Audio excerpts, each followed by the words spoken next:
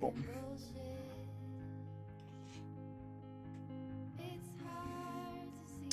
Fuck.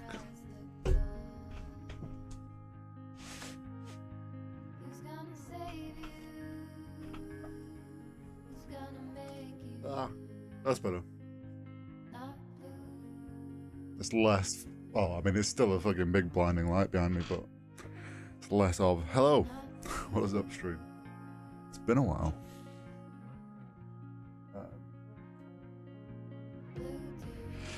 Yeah, yo, what's up? How is everybody? Hello, hello, hello, hello, hello. Good morning. Good afternoon, I guess. Technically now it's good afternoon in the UK. Or good evening. You might be in, I don't know, other side of the world.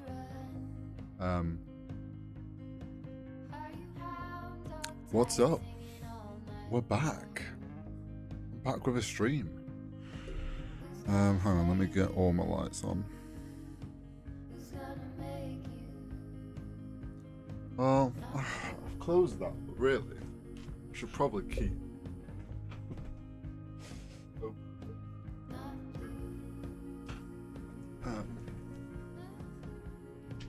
Yeah, I'll be fine. I can just do this.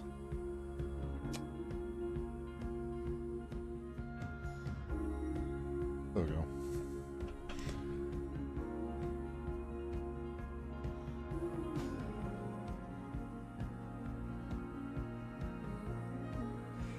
That works. Yo. Hello, stream. It has been a while since I've done a stream. Well, it's been a little while. Hasn't been a long time. It's been a while since I've done a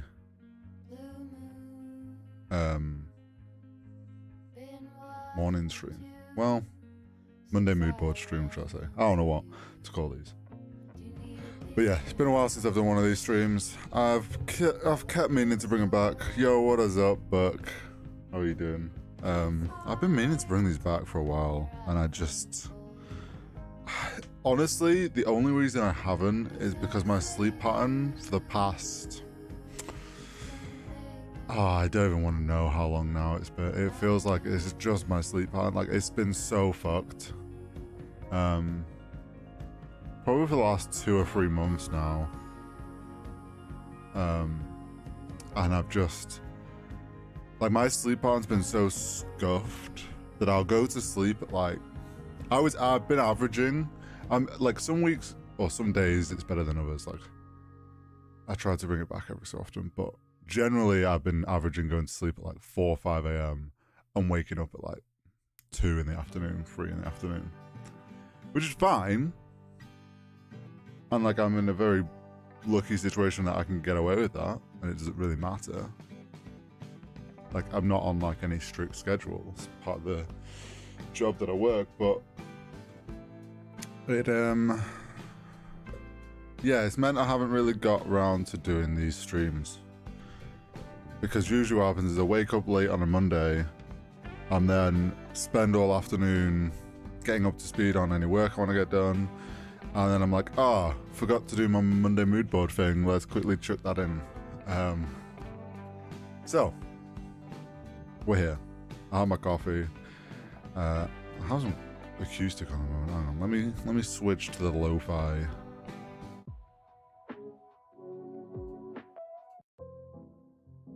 There we go. A little bit of lo-fi music. You coming to Rotterdam for RLCS? Hopefully. I think for me it'll kind of depend. One, it'll depend on that we qualify for it. I'm pretty certain we will. 2, obviously, like, making sure it can be organised and whatnot. I need to sort my passport out. I'm going to the barber's tomorrow to get this fucking beard and hobo look I've got going kind of like tamed. So I need to then take photos for a new passport, because my passport, I think, has run out, or it runs out next month. So yeah, I need to get that sorted if I am going to come. But I'm so down to go.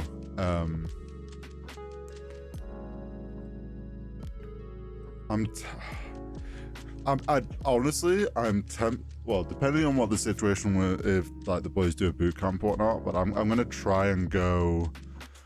I'd like to go for as long as I can. One, purely,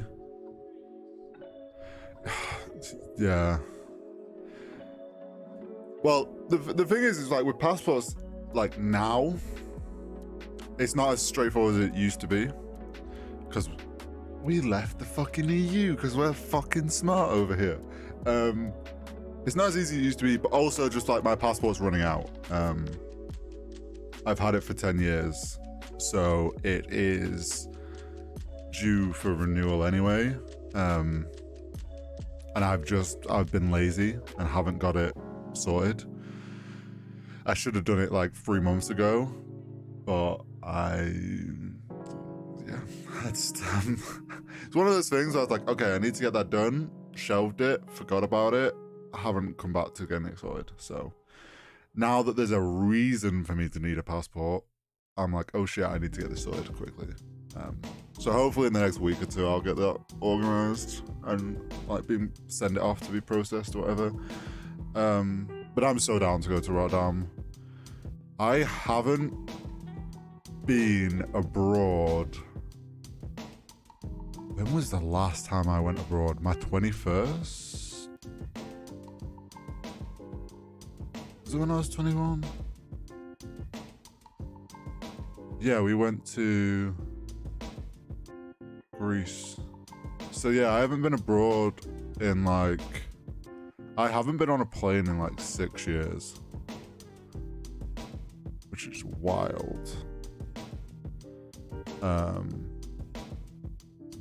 Yeah. I haven't really had a holiday in 6 years. I'm gonna be honest. Like, I've had little like weekends away here and there, but like I haven't had like a holiday in like 6 years. So honestly, I'm jumping at this chance to go to Rotterdam because it's like a chance for me to get out this fucking country for a bit. Also, I'm just like, my photography brain is like, ooh, new place to go do photography. So I'm down. My flights are cheap, so I'll probably... I would like to say that there is a 90% chance that I'm there. We'll go with like a solid 90. I'll be surprised if I'm not. But that's not till December, right? So we've got plenty of time. I've got plenty of time to get that everything organized for that.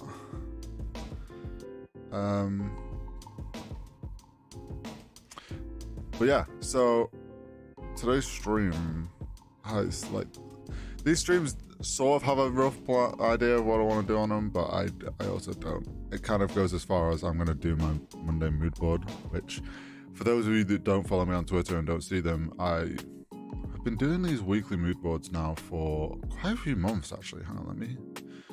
Started back in March. Wait, I started this in March? No. Surely not. Surely I didn't start these back in March. No, I did, because I'm looking right here. I can see the first one I did. Bro, I've been doing this for like 7 months. What? Wait, no, yeah, 6, 7 months. I did not realize that time had already got, like, no, honestly, this year feels like it's just fucking disappeared for me. Like, genuinely doesn't feel like this year's flown by. And I think that's because majority of it I've been like, I feel like I've just been non-stop.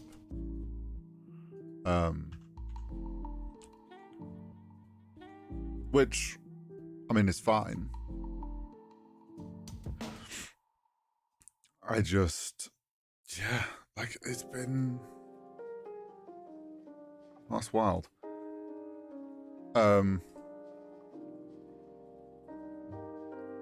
Here, let me do this. For people that don't know what the fuck I'm on about with these Monday mood boards. Here you go. This is all real quick. This was last week's.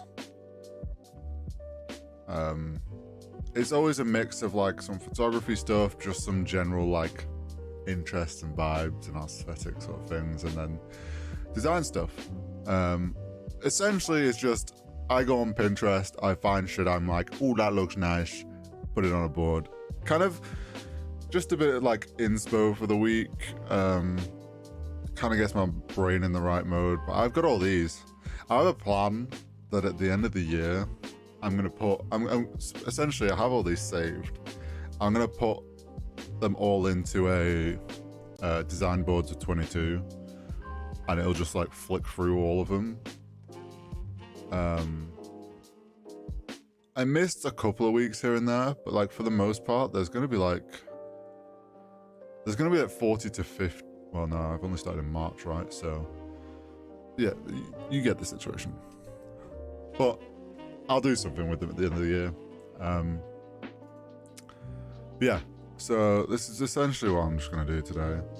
Well, it's what we're going to start with. I have a couple of topics that we'll probably talk about like later in the stream.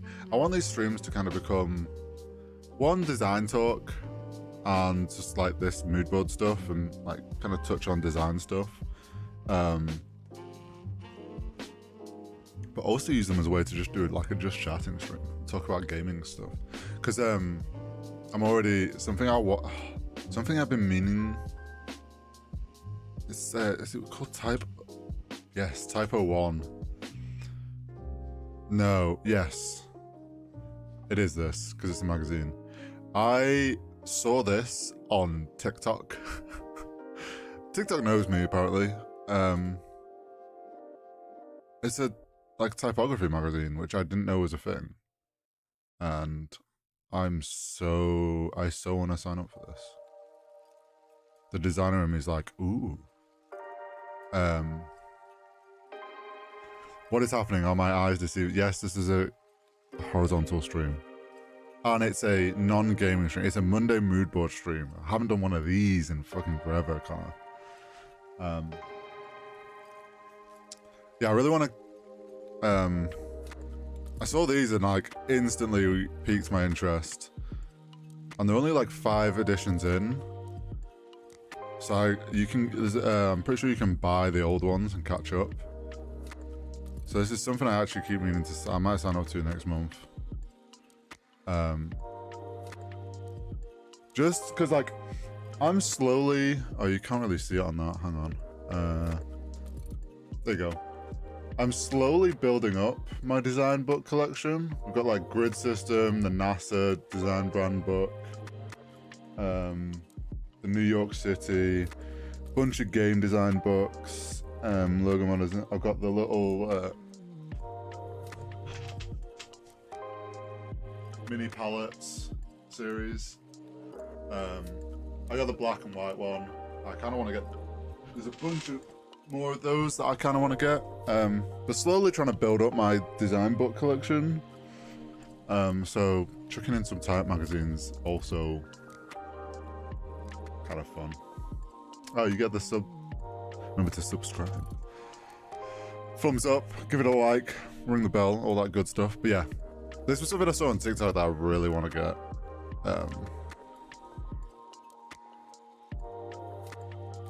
Here you go. For the non-design folks that might be watching, is it gonna let me cycle through or not? Apparently, it doesn't let you. Cool. Why? Huh? Okay, it's just not. It gives me the option to cycle through, but it's not allowing me to cycle through, so that's cool. But I know you can get the older ones. 2 to 4 bundle.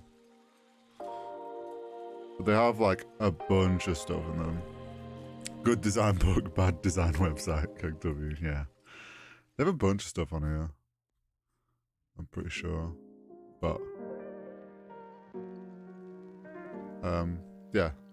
That was just something that's popped up on my my TikTok For You page of all places. Though actually, like it's pretty good at. There's a couple of people I follow, I think, that they share like what they call coffee table books or design books. So there's always interesting stuff that I come across. But yeah, mood board. I do this every Monday. If you're new here, if you have never seen these before on my Twitter, if you don't have a fucking clue what a mood board is, I just put together a bunch of design images that I find interesting, photography, like vibe, like aesthetic stuff. Can be anything. Essentially, I go through Pinterest to find what I like for the week and I put it all together on a board. Simple as. So yeah, that's what this is. And then probably after we've spent some time doing this, I'll got some of like plans for stuff we can talk on. Some VCT talk, bit of YouTube versus Twitch, something that I've talked about many a times in the past. So it's interesting seeing that get brought up again. That's wild.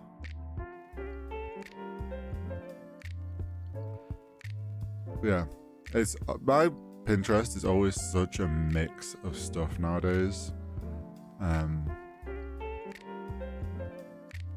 It's funny, like the more I've used it, the more crazy it's got since doing these mood boards, because I think I mix so many different like mediums, like photography, like architecture, interior design, design. It gives me all sorts of stuff now on here. Even tattoo stuff shows up.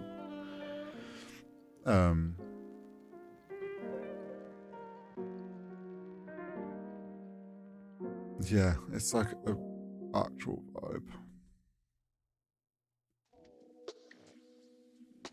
Trying to find stuff though is always just a task in itself. Like Pinterest does a good job of showing me stuff, but some weeks it's just like, I'm not really feeling any of that.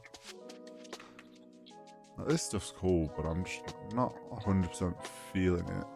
Let's go to typography post design. You just got to deep dive. Now this stuff I vibe with.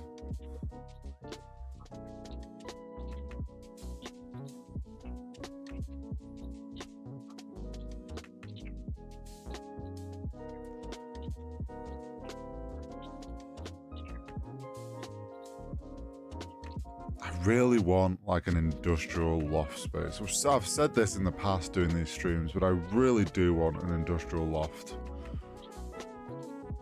Like it's just such a vibe, man. It really is. Never miss one of these streams. Still don't understand mood boards, Pinterest or Mondays. Mondays are the day of the week that everybody hates because everyone associates it with having to start the week of a job that they hate.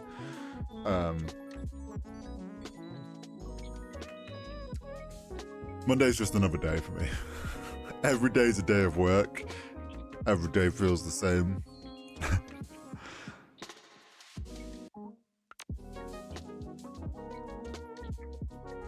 I'm now distracted looking at loft spaces. Which is not a bad thing. It's not where we were intended to be.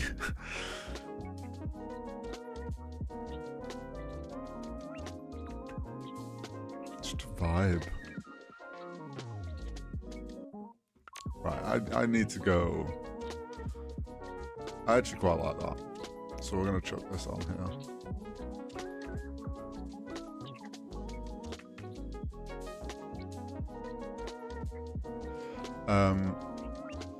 What was I doing? Typography posters is what all this was.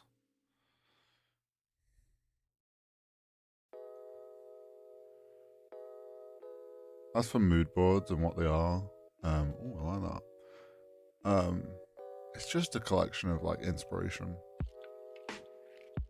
That's all it is. It's just me seeing stuff and going, oh, I like that. And then I'll steal that for a design of my own.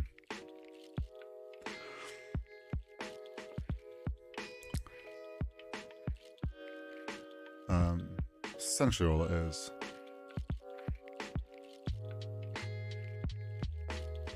But it's also just a fun, like, for me, I just enjoy the process of actually just browsing Pinterest and looking for stuff. Because I feel like you find some proper interesting design stuff on here. I like this. I like the colours of this. I'm such a sucker for like muted sort of matte pastel colours. I like this. I like the typography on that.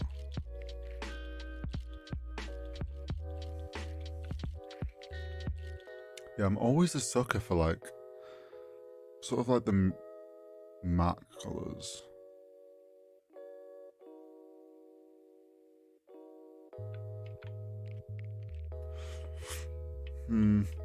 Nothing else on here is grabbing me like this did. I just like the way the typography is on this.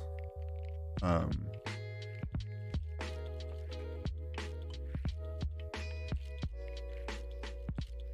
was and the colouring. I just like the colour palette and the way the typography was done. Nike stuff's always interesting. People always go wild with Nike stuff. It's like a good design place to start with like design stuff.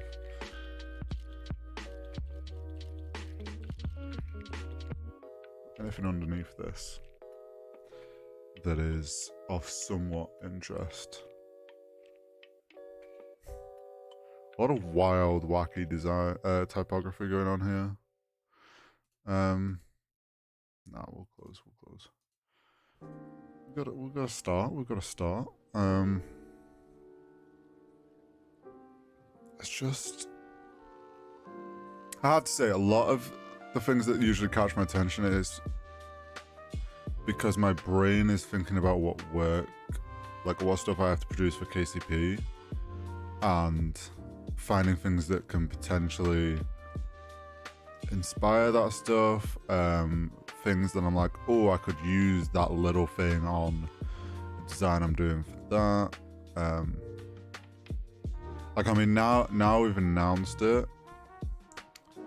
The Apex team, that is. Essentially, like, the project I'm working on at the moment is doing our score package for that. And like, it's well underway, and I have a very solid idea of what I want to do with it. But I'm always looking for more inspiration on this stuff. You can never, I don't know, you can never stop finding stuff, in my opinion. But you can always find something else that's like, oh, that little thing's super cool to add. I like how they've done this. I like how they've done that sort of thing.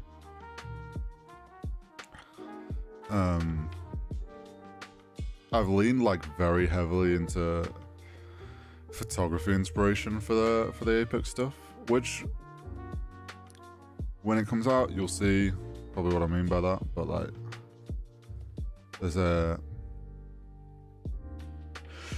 heavy lean into kind of photography, posing and stuff. See, stuff like that's cool. Why is there a guy carrying a shark? What am I looking at? Referee.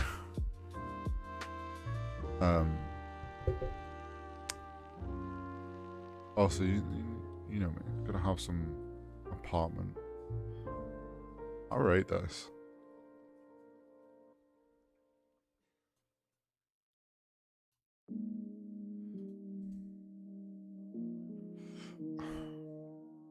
I do, but I don't like there's sort of something there that I like with that, but there also is, it's not quite hitting the spot. I don't know how to explain it.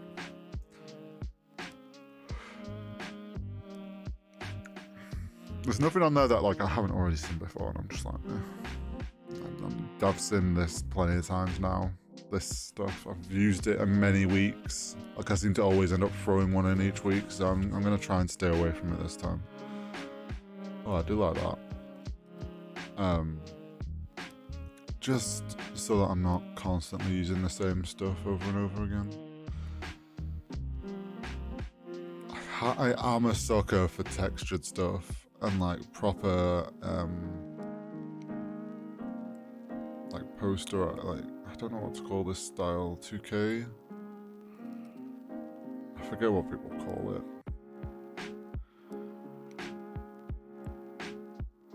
Okay, there's nothing on there that's grabbing me. I do like this photo. Vibes.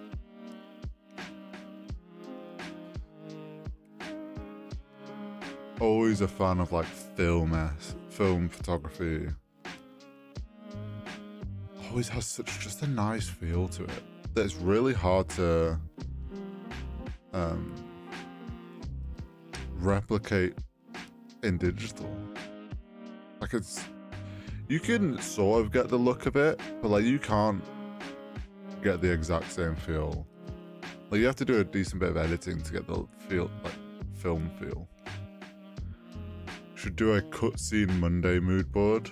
It's just gonna be a bunch of pictures of comic book like characters. Which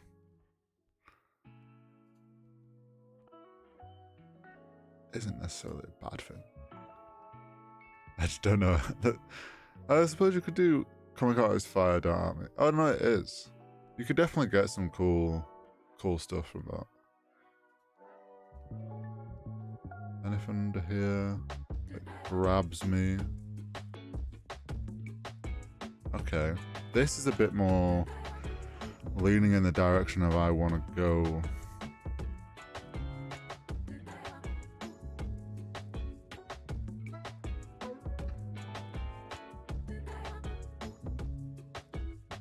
Ish, he says. It's not quite, but.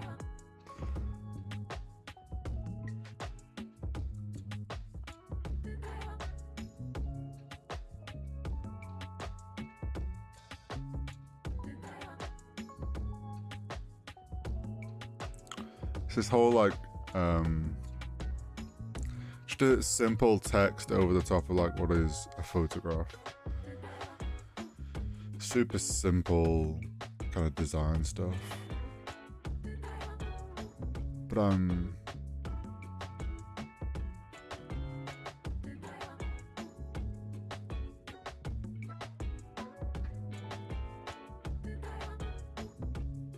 did I open something? I did.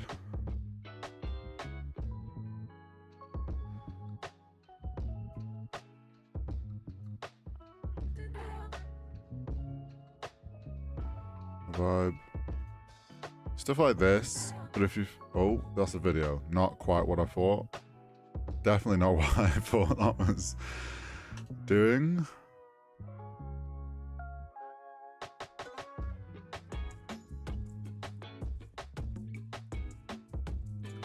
Okay, now we're getting into stuff that's a bit more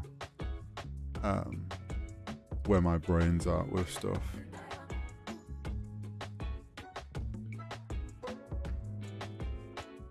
Okay.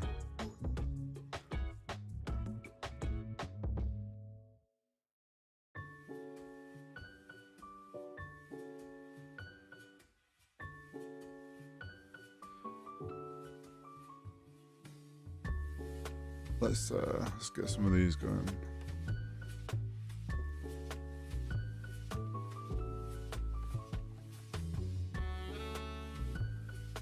There's so many tabs open.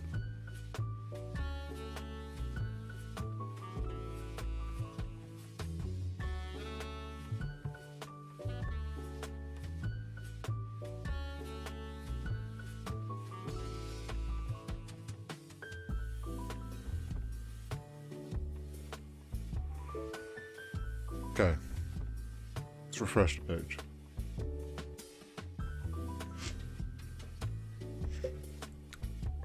Let's see what what new stuff we've got. Wait, I need these glasses, bro. What?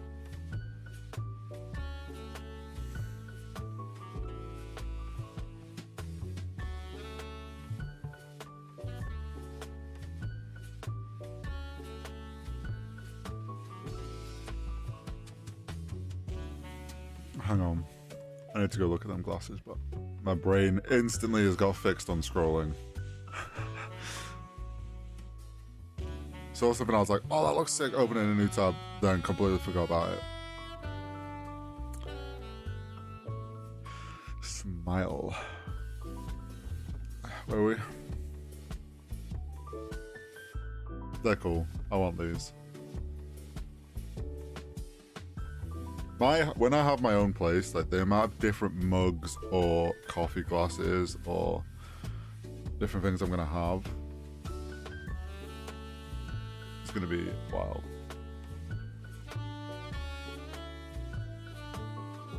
Aesthetic coffee. Yes. Isn't this a vibe? That actually is a vibe. Honestly, bro, I fucking love coffee.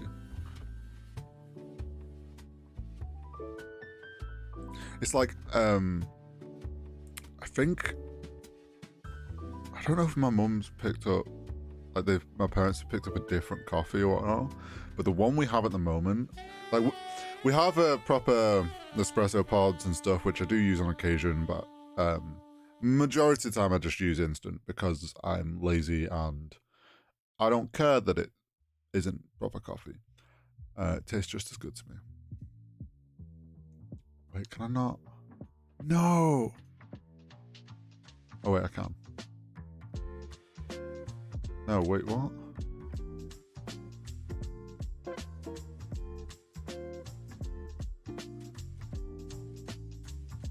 I want... Huh? I'm so confused. Why is this being like this? I want that picture. Maybe I need to go to the Etsy page. Sure. There we go.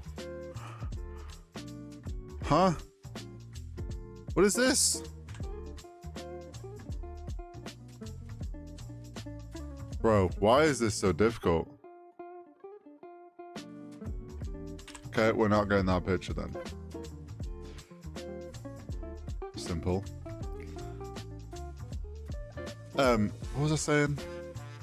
Oh yeah, I think we've got a different coffee because it's coffee. Like there is, how do I explain it? The smell. It's got a much stronger smell of coffee when it's being brewed. And oh, every time I'm brewing it, I'm just like, the smell of coffee is so strong and I fucking love it. I think I have a caffeine problem. There's definitely something wrong with it. I definitely have a caffeine addiction.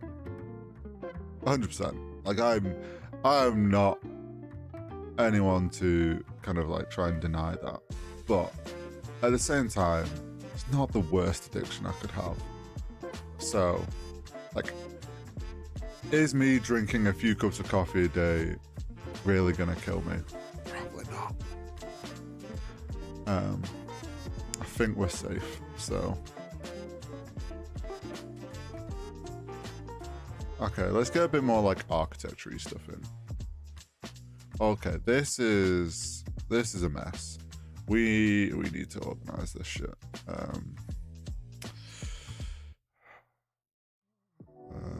Fuck. This is such an awkward thing.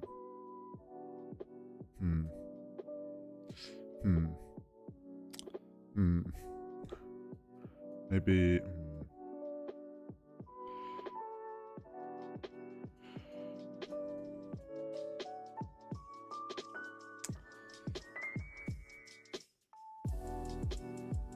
Now it's the process of trying to get this all to fit together in a cohesive way.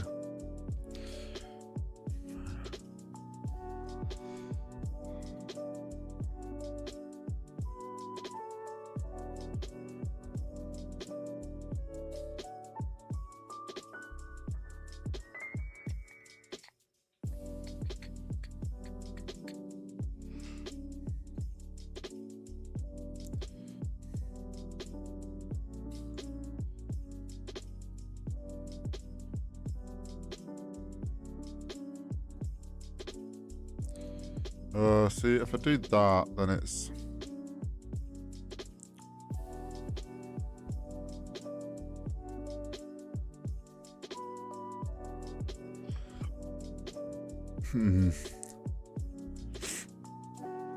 Sure.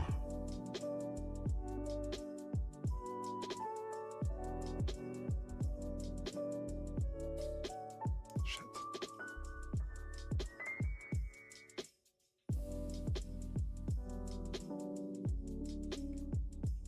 That works.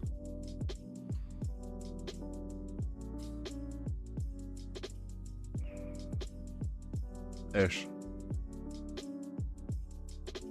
I'm down with that though.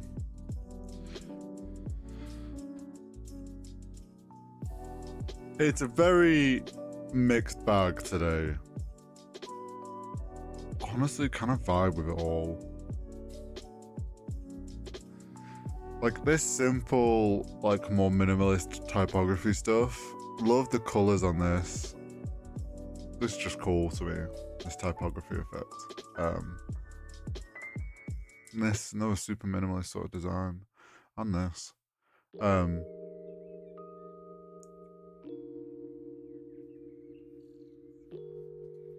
Yeah, kind of just a bit of all sorts, really. Kind of more just a vibe than anything in particular. It's all just kind of grabbed my attention. My brain physically... Wait, hang on. I've missed some stuff. I mean, I just don't get my caffeine from coffee that often. Yeah, see, it's like... I drink coffee both for the caffeine, but actually because I do enjoy the flavor and taste of coffee. Like, I enjoy coffee, whether it had caffeine in it or not.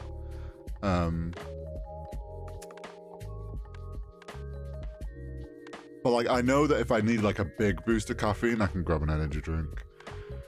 My brain physically can't work out how you put this stuff together. It's the same as I can't build a music playlist because I can't maintain the vibe. Honestly, a lot of this, like, being able to kind of put together unintentionally, this is actually kind of a cohesive vibe. But I think that is actually because I'm an old fuck at 27, and have always been creative and always kind of like paid attention to design stuff. I have over time developed my style and taste. It's took me several years with my photography, but I have like a style that I like to edit in now and shoot. And my design stuff, like I have a pretty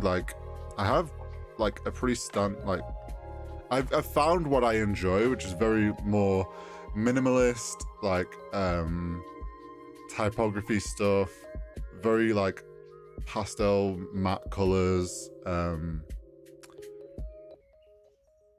kind of photography, like gritty sort of texture. Like that's the stuff that I enjoy. So I always end up putting it, like, it's what I'm drawn to. Music is like, I struggle with music kind of as well, more so because I struggle with remembering, like, putting songs together. Like, I can put a lo-fi playlist together, which I used to do, right? Like, I used to update that coffee and lo-fi playlist all the time, but that slowly died. Brain forgot about that. So if it's something that like is a specific, like stuff with design, like I can put it together. It's just the creative, like, it's doing it for years. Coffee and lo-fi was elite. It's still there, it still exists. I just haven't, hang on. Coffee and lo-fi. Last time I updated it was January of this year. I haven't updated it all this year. It's still there. Somewhat updated regularly. Cap. Maybe I'll bring it back. I should really just delete it all, start fresh. 9 moments, Big Sag. Almost as consistent as my streaming. Well,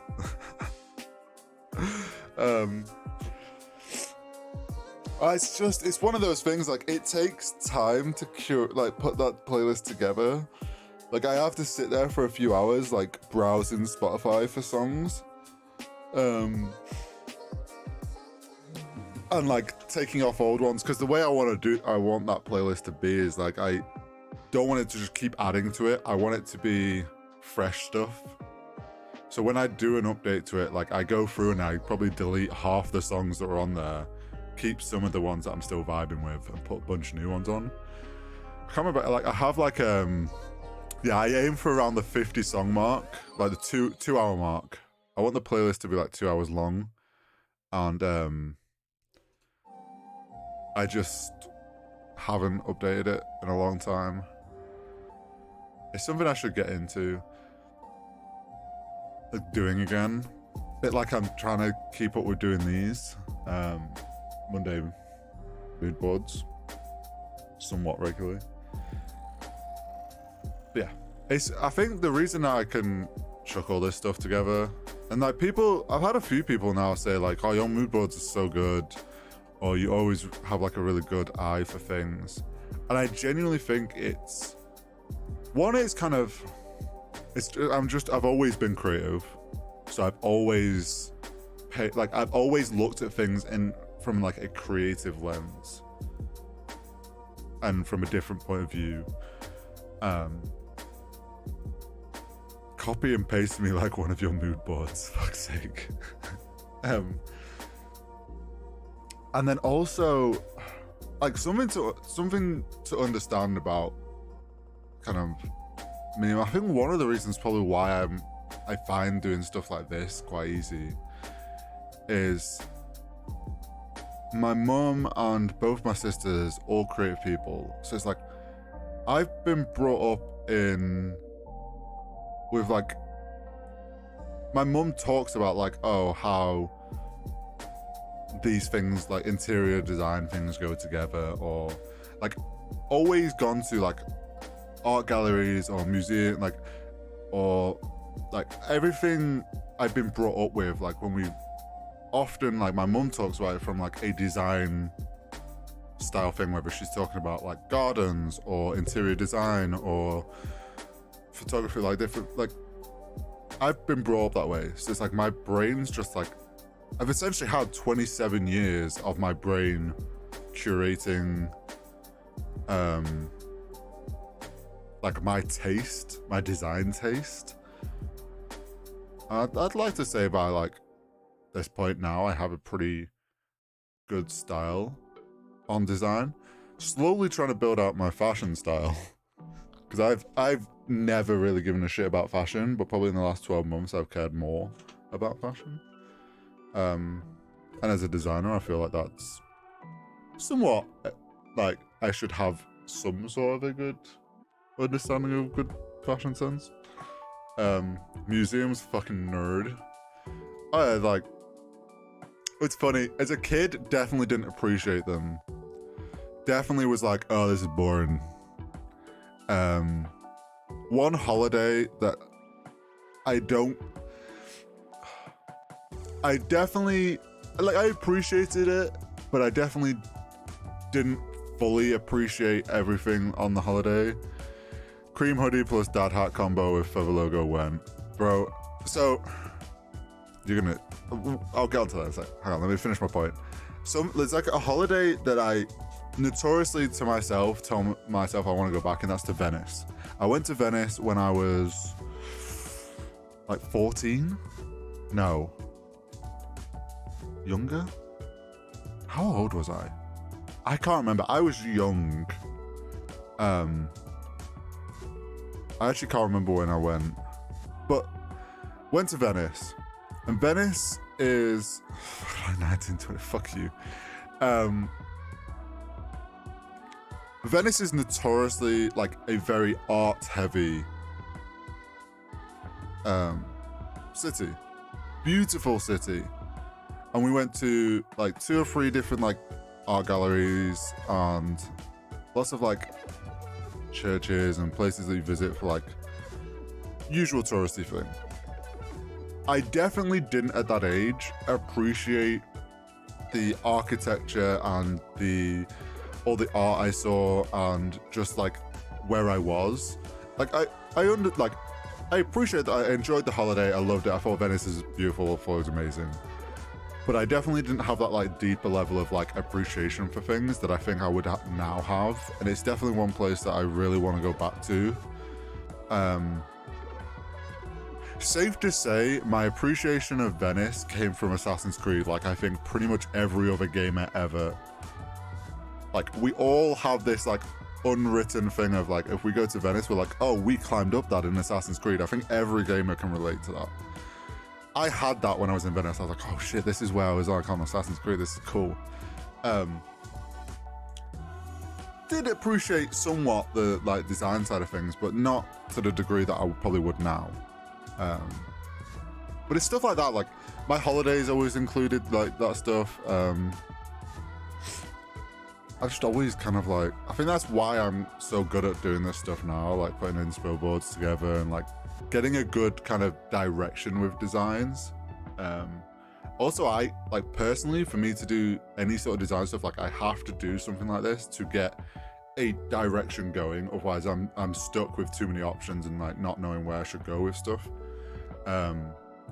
Which I know some designers don't need. It's all personal thing. But yeah, cream hoodie plus dad hat combo with feather logo. So funny you bring this up again. When was it? Like, I was discussing it with my mate Ed like a couple of weeks ago. I can't remember now.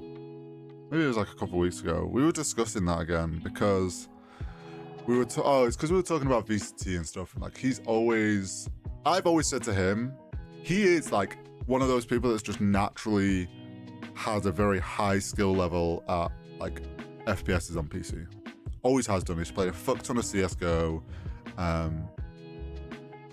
in the past, and like he's just fucking nuts when he puts the work in. And we were talking about like how sick it would be to be like in a position like as a pro player and like getting paid to just, and I was like, I always tell him, why the fuck are you not like just grind for it? Like if you, I'm always like, if you put in the fucking work, I was like, you probably could make it like pro or not. And then we joke about different things. And then there was back in like when I was in uni, a few like 3 or 4 years back now. I think it's like 4 years back we started it, or 3. I started this little thing called 3 AM Club, and I've talked about it on stream before and associated it with what I would call my clothing brand. But we started talking about that and the idea of me like how I wanted to bring it back as an apparel brand. So then he was asking me, would that then lead into what it used to be? Which I was like, yeah. Like, and we got talking about different things, but it then put my brain back on thinking about it. And honestly, I think the way I would do apparel, I don't think, I'm going to say this now. The first drop I ever do of any apparel won't be my logo. I don't want my apparel brand to be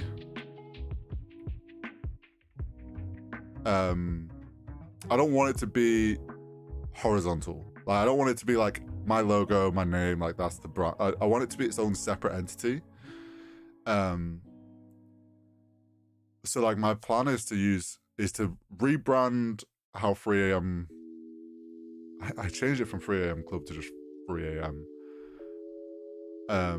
I'll rebrand that, like redo the logo, refresh look. And then it's like the first drop would be its own thing, it would be hoodies, cap, like whatnot, t-shirts.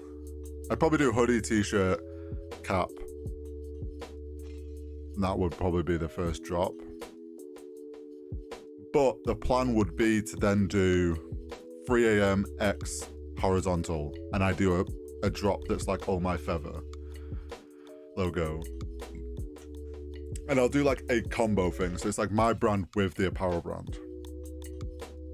So the feather logo will come on like a hoodie and something like super simple, but it won't, like, this is a while off. Like, the thing is, when I come to do any sort of apparel, I'm gonna want to do it properly. Like, I'm not gonna skimp out. I'm not gonna do like some shitty screen print art that's of my logo just slapped on a t-shirt or something. Like, I want to do good high quality hoodies and t-shirts, like oversized cut. Essentially want to do custom cut and sew, because I'll want to do like embroidery and whatnot, like all the little details, and that shit ain't cheap to get started. Like, you need the capital up front to buy stock and kind of buy the stock for drops and whatnot, and that needs enough capital up front to buy all that outright, and then you make like, so it's a while off, but it's definitely something I want to do in the future, when I'm in a better financial situation. Like, once I can start saving, like once I have my own place and I'm in a good spot, like, and I can start putting a bit of money to the side to start building ready for that, then I will. But yeah, it'll probably be limited drops, and the first drop won't be like horizontal, but it'll be custom paycheck, gonna be bankrolling this. Probably like stuff like that would go into it, yeah. Like any money I'm making off content will slowly get put towards it. Like, it's something I want to build that is then essentially, I've always said to Ed, because we've been best mates for years now, like, me and him have on and off done content at the same time, different things. We've always talked about the idea of like getting paid to do, like, making money off doing content and stuff. And I've said to him on a couple occasions, like, if I ever got the chance to build something that allows like me and my friends to do content, like, he would be the first one I would bring along, because we've just been best mates for so long. So I said to him, I was like, if I ever make this a power thing, best believe I'm hiring him as a packer and an employee of that company. But realistically, he's gonna have to pack a few parcels, and then the rest of the time he can stream and play games, and I'll just pay him a paycheck. Like, I want to build a company, like, I want to do an apparel company, because I feel like that's just the best thing that I think I can produce because of my design skills, and it can transition into, like, yes, there's like a part of me that's like, oh, maybe I could turn 3M, like 100 Thieves started off as an apparel thing, and then Nadeshot turned it into what it is now. Like, there's a part of me that thinks that, but at the same time, like, there's part of me that's like, I don't know if I want to build something that big. But yeah, clothing will come in the future, one day. Let me go back to this. So, design board, mood board's done, but for those of you who paid attention to the title of the stream, I put a few other things in there just as like stuff to talk on, because Content Brain was like, oh, we could turn this into like a just chat stream. So I'm going to touch on the whole YouTube versus Twitch thing that's going on, or has been going on. I'm a bit late to the party. I know. I know there's probably billion videos have come out in the past week, drama alert, about YouTube versus Twitch, and Twitch streamers should abandon fucking ship and whatnot because of all the stuff. But and Connor, you can attest to this, but I would say I have been saying that YouTube is better than Twitch, and Twitch is on a downward spiral, at least for the last 3 years. For a while now, I've kind of talked, and I've done a couple of videos in the past, like, I mean, over on my main YouTube channel. If you go to horizontal, link in the description, my main YouTube channel, I have a video on there from, I think, a couple of years back, about me giving up my Twitch affiliate and why I didn't think it was worth it anymore. And that was probably one of the early times. I was like talking on the fact that I think YouTube is better than Twitch. Now, Twitch recently, and I'm sure you've all seen it, but Twitch recently changed all their whole like monetary thing and essentially admitted to the fact they can't afford to keep the lights on, which is also a little bit bullshit. So I don't have that blog post, but I remember most of it. For those who don't know, recently Twitch announced they're changing their 70-30 split system. Only the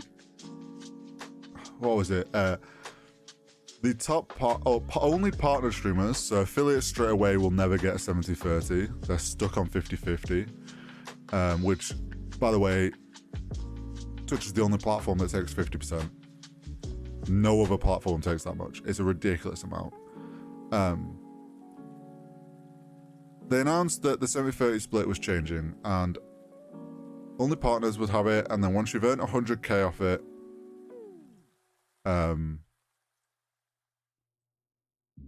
it goes back to 50-50. Now, that post doesn't really tell you everything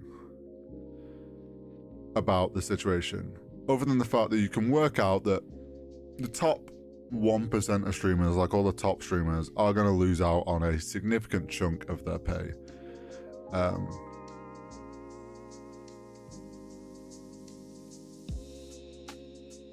It's taking 50% of your stream. Here's the thing though, subscriptions don't make them that much money.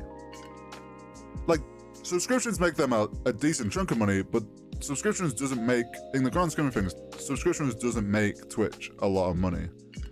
And agreed, the business model is bad. But to keep a cohesive flow here.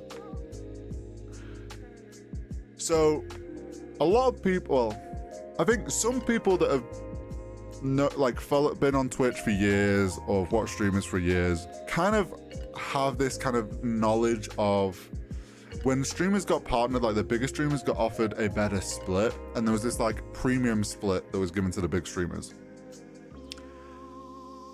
years ago. So that is the 70-30 split.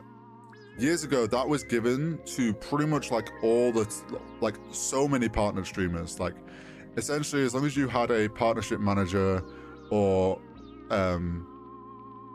you got offered it directly or something, you could get yourself a 70-30 split. Any like medium-sized partnered streamer could get it, and they gave it out to loads of people. Now, what this blog post and this change doesn't tell you is a lot of those people that used to have 70-30 splits, slowly Twitch has been kind of phasing it out because they didn't want to do it anymore. So a lot of those streamers, actually, when it came to like contract renewals and stuff over the past couple of years, have been told they can't have a 70-30 split anymore, and when they renew their contract, it'll be to a 50-50 split. So they actually have taken that 70-30 split off a lot of streamers now, and I'm pretty certain they won't be giving it to anyone going forwards unless you are that top 0.1% of like Nick Mercs, like these big streamers that sign like multi-million-dollar deals. Those partner contracts that are like very one-of-one for the top streamers, I imagine they're negotiating a 70-30 split. But even if they are, they're going to be hit with this thing now. And let's be honest, if you're making 100k a year, you have to have, I think it's something like 2,400 streamers every month for 12 months. That's a lot of streamers, of subs. So the thing that it doesn't tell you is like they're punishing the top end, but they're actually not even allowing anyone to get to 70-30 anymore. So that change doesn't really tell you the bigger picture that majority of partners and affiliates are actually on a 50-50 split. So they already lost that increased income years ago, months ago. And then they, like in the blog post, they go on to talk about the fact that they're not doing 70-30 for everyone because of the costs of like how much it costs to run the website and run the stream and stuff, blah, blah, blah. And they talk about like the cost like per 1,000 views or something, or like so many hours of content is this much, costs this much to host or whatnot. They essentially, the way it's worded is like they're talking about like if you were to go to, I forget what there's a product that Amazon makes that is essentially plug and play Twitch. It's the core tech under Twitch that is what they bought when they bought Twitch, and they basically packaged it and they sell it to companies. Amazon Web Service, yeah, it's like Amazon Live Web Service or something like that. It's like a sub thing. In that blog, when they talk about the cost of running, they're talking about what they charge people. So if you were a customer and you went and bought that package, they're telling you that this is how much it would cost you to buy it, like, and to run it through them. Cool. Everybody knows businesses charge more than it costs them. So you can't tell me that Amazon is charging itself full price. Amazon is charging itself without the markup. So the actual cost to Amazon to run Twitch themselves on their own software is minimal compared to what it would cost you to buy that product off them and run it through them. So like they're like clouding the water there by saying, oh, it costs us this much to run this is how much it would cost to run the website on Amazon's web service or whatever. And it's like, well, yeah, if I was doing it, you're Amazon, you own the product. No one believes you are charging yourself that. So it's like that whole argument, bullshit in my point of view. But even if it is, even if that's the case, the problem Twitch has got is it has a terrible business model. And I've said this probably for the last 12 months since we've seen more and more ads get pushed, that I believe Amazon's been making a loss since it got bought, since it bought Twitch. Twitch has not made profit. I think it may have broke even once or twice during the 1 or 2 quarters during the whole pandemic when it was so, like, viewership was so high. But like, it's been making a loss. Amazon's had Twitch for a while now. And I think you've got to put it this way, like, if you're Amazon and you have one of your sub businesses has never made a profit or broke even, you're essentially burning money for a very niche market. And it's caused you more headaches because people like it. There's drama with it, things kick off, some stuff spills into the news, and like it causes you a headache.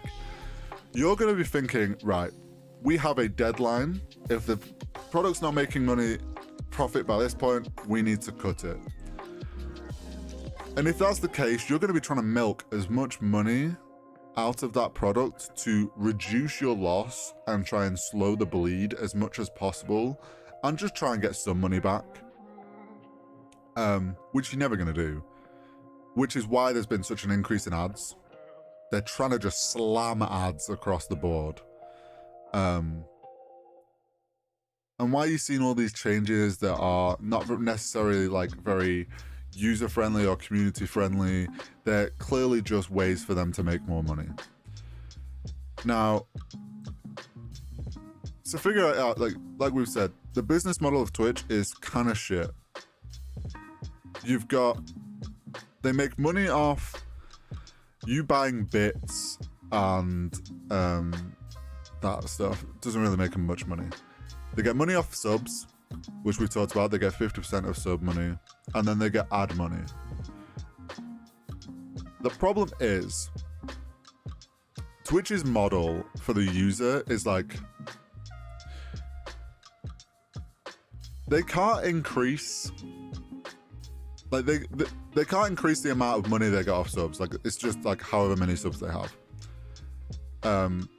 And bits and anything like that and Prime, like that stuff can't make them any more money. It's like very flat rate. Ads can be scaled when done properly. The problem you've got now at Twitch, and which is why I'm worried about it, is when you look at Twitch's model, right? They want the streamer, for the streamer to make money, the streamer needs subs. So the streamers are incentivized to push subs because it makes them money and it makes Amazon money, but like it makes them money and it keeps them afloat. So they're gonna push subs. Great. Problem with that is, as soon as you sub, you then don't see ads. So Amazon's whole model is like they want the streamer to push subs so that then they're incentivized to stay on the platform because they're making money off the platform. But then by doing so, they stop the user from seeing ads, which means Twitch is then making no ad money. And it's like this cycle. The other side of this problem is when you look at like YouTube, like Google, Facebook, or Meta as they're now called, and like you want to run an ad on one of their platforms, on one of their social medias, whether it's Instagram, Facebook, YouTube, whatnot. There is the ability to target those ads. So the CPM for an ad can vary depending on what their person's targeting or whatnot. They can charge like a range of prices for those ads. And it's a great system, and like companies feel like they're getting the most out of their ad budget and hitting the most people they can for the money they're spending. Great situation. Then you've got Twitch. Twitch doesn't have that. Twitch roughly knows its demographic, which is like, I think 18 to 25-year-old males that are like gaming. That's the like obviously it's wide, but the general demographic from a marketing point of view is it's like 18 to 25-year-old males who like gaming. That's all the data they know, and that's not even from Twitch collecting that data. That's from like third-party people that have figured that out. So like Twitch can't target ads, so straight away that brings their CPM down, and they can't really offer much like range on CPM. And CPM is like the cost per 1,000 views of like an ad, of like how much it costs. Like that's roughly what it means. So what you've got is Twitch's only option to kind of increase that value from ads is to flood the user with ads. But then the problem is, because there is no targeted system, it's just a blanket, like you pay this much and it gets pushed out this much. There's no targeting. Like ad companies are less willing to go and try and put an ad on Twitch because it's not a good value for money situation. So because of that, you get a lot of ads from Amazon's own products. You get a lot of repetitive ads. Like you just see the same ads all over and over and over again. And why you get slammed with like pre-roll ads, if a streamer like is being incentivized to push more ads now, like they're going to shove out 5 ads and it's probably going to be the same 5 every time. This is the problem with Twitch. Like Twitch has no ad system. So because of that, they can't scale the money they make off ads. And then because they're slamming you with ads, you're more inclined to then subscribe to a streamer because you just want rid of it, which then means Twitch is then getting no money from ads. And it's this like spiral. So realistically, either Twitch needs to figure out what the fuck they're doing and come up with a better ad system. But if I'm being realistic, at this point, like they haven't built anything thus far in all these years that they've owned Twitch. Why would they now? They've just put out the post about like they've taken the 70-30 splits being nerfed, to put it in gamer terms. And now I'm gonna be real here. I've said that I don't think it would happen, but the more I think about it, the more I think it will. Enjoy Twitch Prime while it lasts. Because while I think Prime Gaming, as it's now known, while I think Prime Gaming will not go away, I think they will remove the free sub that comes with Prime Gaming. I think you'll still get all your drops, and they'll still do Twitch drops and all that Prime Gaming stuff in that sense, where you can like claim like monthly drops and stuff on like Apex and New World and League and all this, because good partnerships with the game studios. I do think they're going to remove Prime subs at some point. I think they're going to go away because Prime subs are costing them a lot of money. Because if you think the user isn't spending anything, they're subbing to a stream, that person actually gets a better cut off Prime subs. Streamers get ever so slightly better cut off Prime subs. So Twitch is earning less off them. It then obviously stops the user seeing ads, so they're making no ad money off that person. And it's a lose-lose, right? And it's just burning so much money for them. I honestly believe Prime subs will be gone. And honestly, like at this point, I've said it for a couple of years now that like, I reckon 3 to 5 years, Twitch is gone. Or Twitch is no longer what we know. I still stand by that. So I reckon in the next like 2 or 3 years. Honestly, I think in the next 2 years, Twitch is either going to be scaled down so poorly that just users abandon it. Similar to like how MySpace went out, similar to how like Vine died. Well, Vine got shut down, but you get the picture. Like other social media platforms have come and gone. And I don't think Twitch is going to keep, like this next year, I think YouTube is going to actually overtake Twitch in like user, like features for the user sort of thing. I genuinely believe Amazon will either, in the next couple of years, they'll either shut it down like a mixer, they'll pull a mixer and just shut it down, or they will try and sell it. I would like to think they will sell it because they'll try and get some money back on their purchase. Who they sell it to, no fucking clue. I just hope it's not Facebook. I'd love to see Google buy it, but I don't think they will. Because they're building their own thing, unless they want some of the tech under it. But the thing is, I'm pretty sure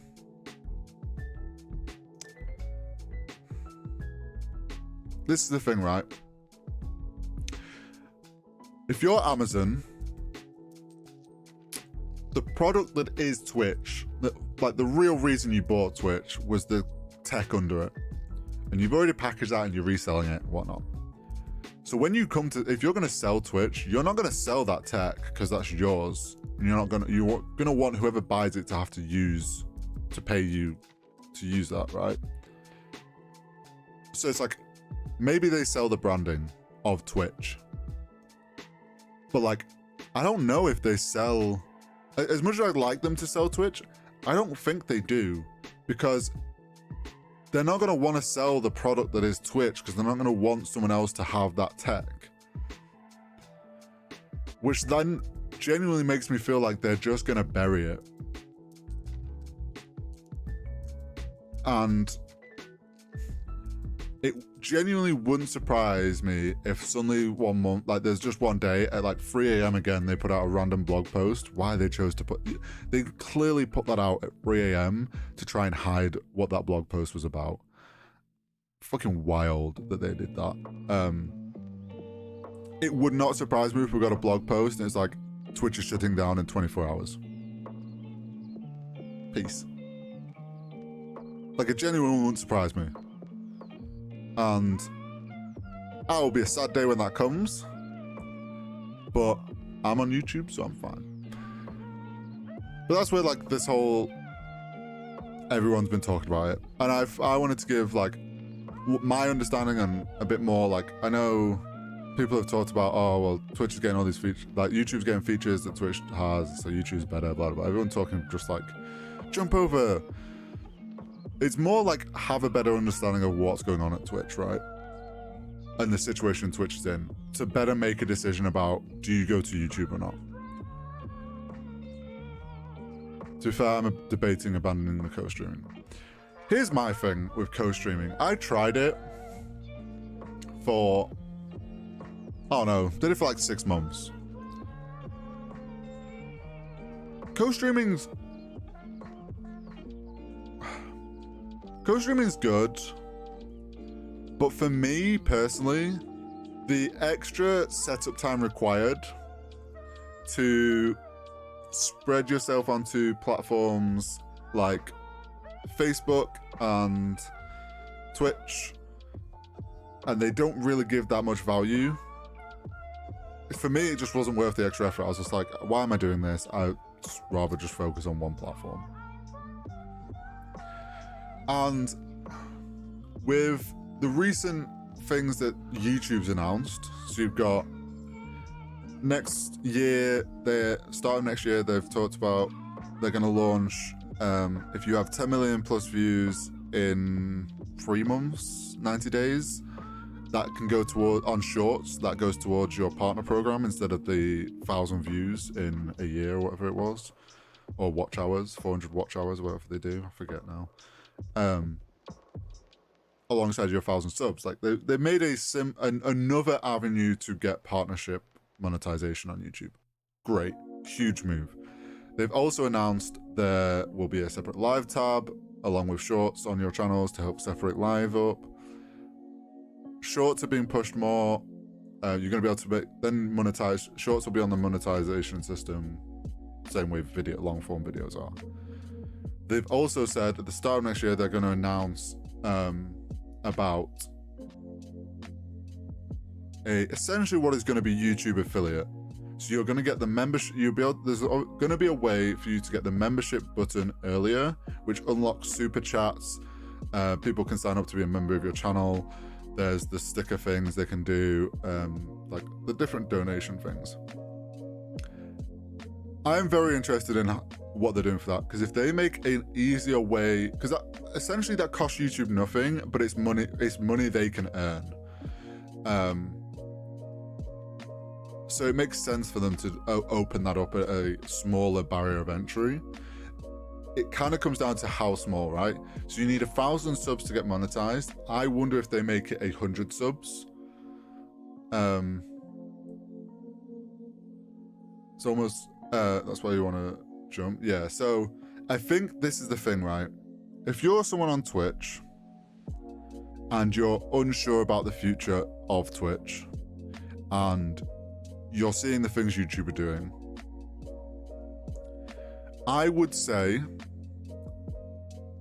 if you've already got some sort of a following built up on Twitch and you're getting some sort of a viewership and you have subs and you're an affiliate, don't abandon that straight away. My advice would be start making short and long form videos on a YouTube channel to break that 100 sub barrier and start building up some sort of like viewership on there, in the hopes that you are above whatever the YouTube affiliate like target is. That way when it launches you can get it essentially straight away. That's what I would say to do. I wouldn't jump ship like that from Twitch, but I would start planning to jump ship. Whether you want to start doing the odd stream here and there, up to you. Need to go eat lunch. Okay, go on. Whether you want to start doing the odd stream here and there on YouTube alongside what you do on Twitch, sure. But my advice would be start building up a YouTube channel. Like, if you haven't already, start posting shorts, start posting like long form videos, and build up like that up to like 100 subs. Because my prediction is this affiliate that YouTube's going to do, I'm calling it YouTube affiliate because it's the easiest way to like compare it to what Twitch has. I'm going to make the prediction that you will need 100 subs, because that's when you get the custom URL. It'll be 100 subs, and you'll have to have, I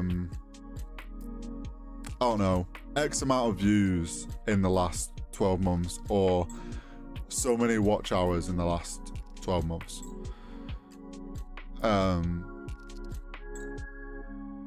And they'll do like a watch hours and shorts, and it'll be smaller, like number than the partnership, like monetization one. And you'll do that and you'll get membership. So that's my prediction. And we'll come back in 6 months once it's launched and we'll find out if I was right. But I do believe Twitch is dying.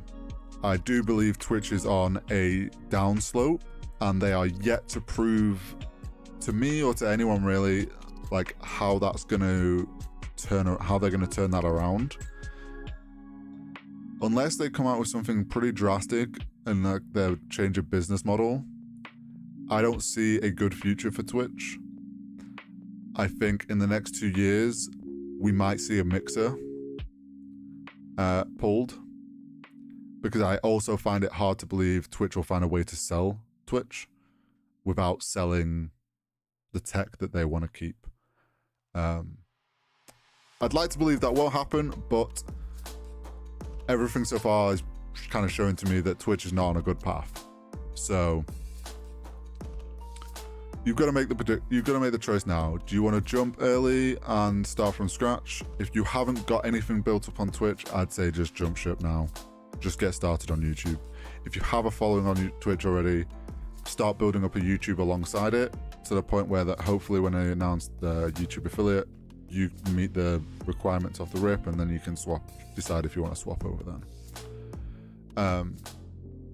I would not put hope on a long-term future for Twitch if you are on Twitch. The only people that I would maybe suggest sticking it out with Twitch till the bitter end is if you want to try and pull a Ninja Shroud situation, where, and this is probably not even going to be seen by the people this relates to, but if you are someone who has a one-of-one contract, multi-year, big paycheck contract with Twitch, one that if they were to shut down the platform, you would get paid out that full worth of that contract, same way Ninja and Shroud did, sure, stick it out on Twitch. Maybe you might actually then benefit from the website shutting down. It's a gamble, but if you're at that level, you're in a better position to make that gamble, and that's the choice of you as a streamer at that height need to make. Everyone else, prepare to be left in the dark, and if it does inevitably happen, they're not going to warn you.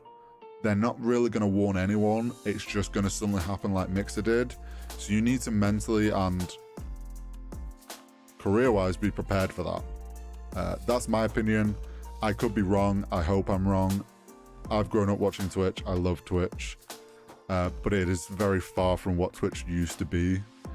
It has a lot of issues, and a lot of issues that I don't see getting fixed anytime soon, if at all. So that's kind of my opinion on the whole YouTube versus Twitch thing. Obviously, I stream on YouTube.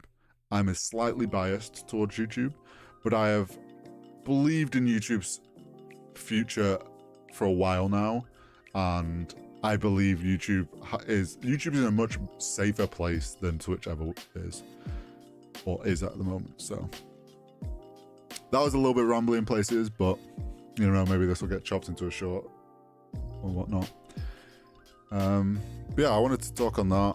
I've seen lots of people doing videos on it. Obviously I've watched a few different things, watched Devin Nash's video. And obviously I've for years now, and there's a couple of people, like my friends and people that I know, they can attest to the fact that I've talked about the fact I don't believe in YouTube surviving.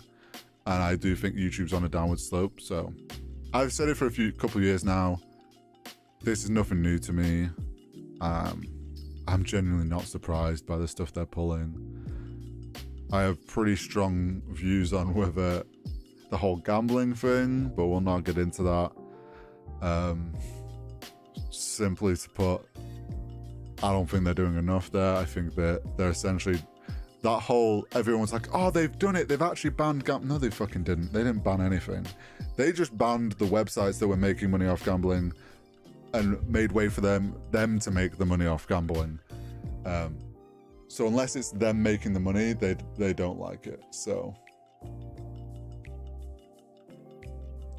I have a feeling my light's gonna die on me. So yeah, that's a whole nother fucking ball game.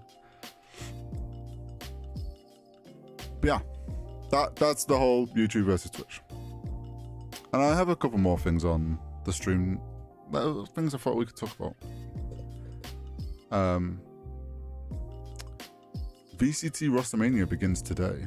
Like, the real Rostermania begins today. We've had some, like, early teams, like, players being like, oh, I'm unrestricted free agents for teams that didn't get partnered. For starters, let's talk about the fact that everyone was in uproar about Optic not getting partnered.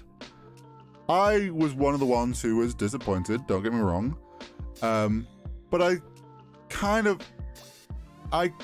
kind of see why Riot might not partner with Optic, which I think a lot of people seem to be forgetting some of this stuff. So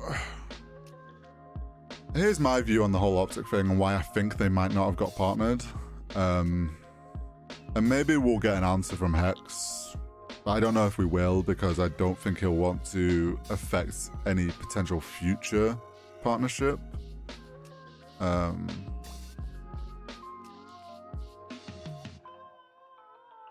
But I believe Optic didn't get partnered for VCT because of Optic's situation over the last 3-4 years.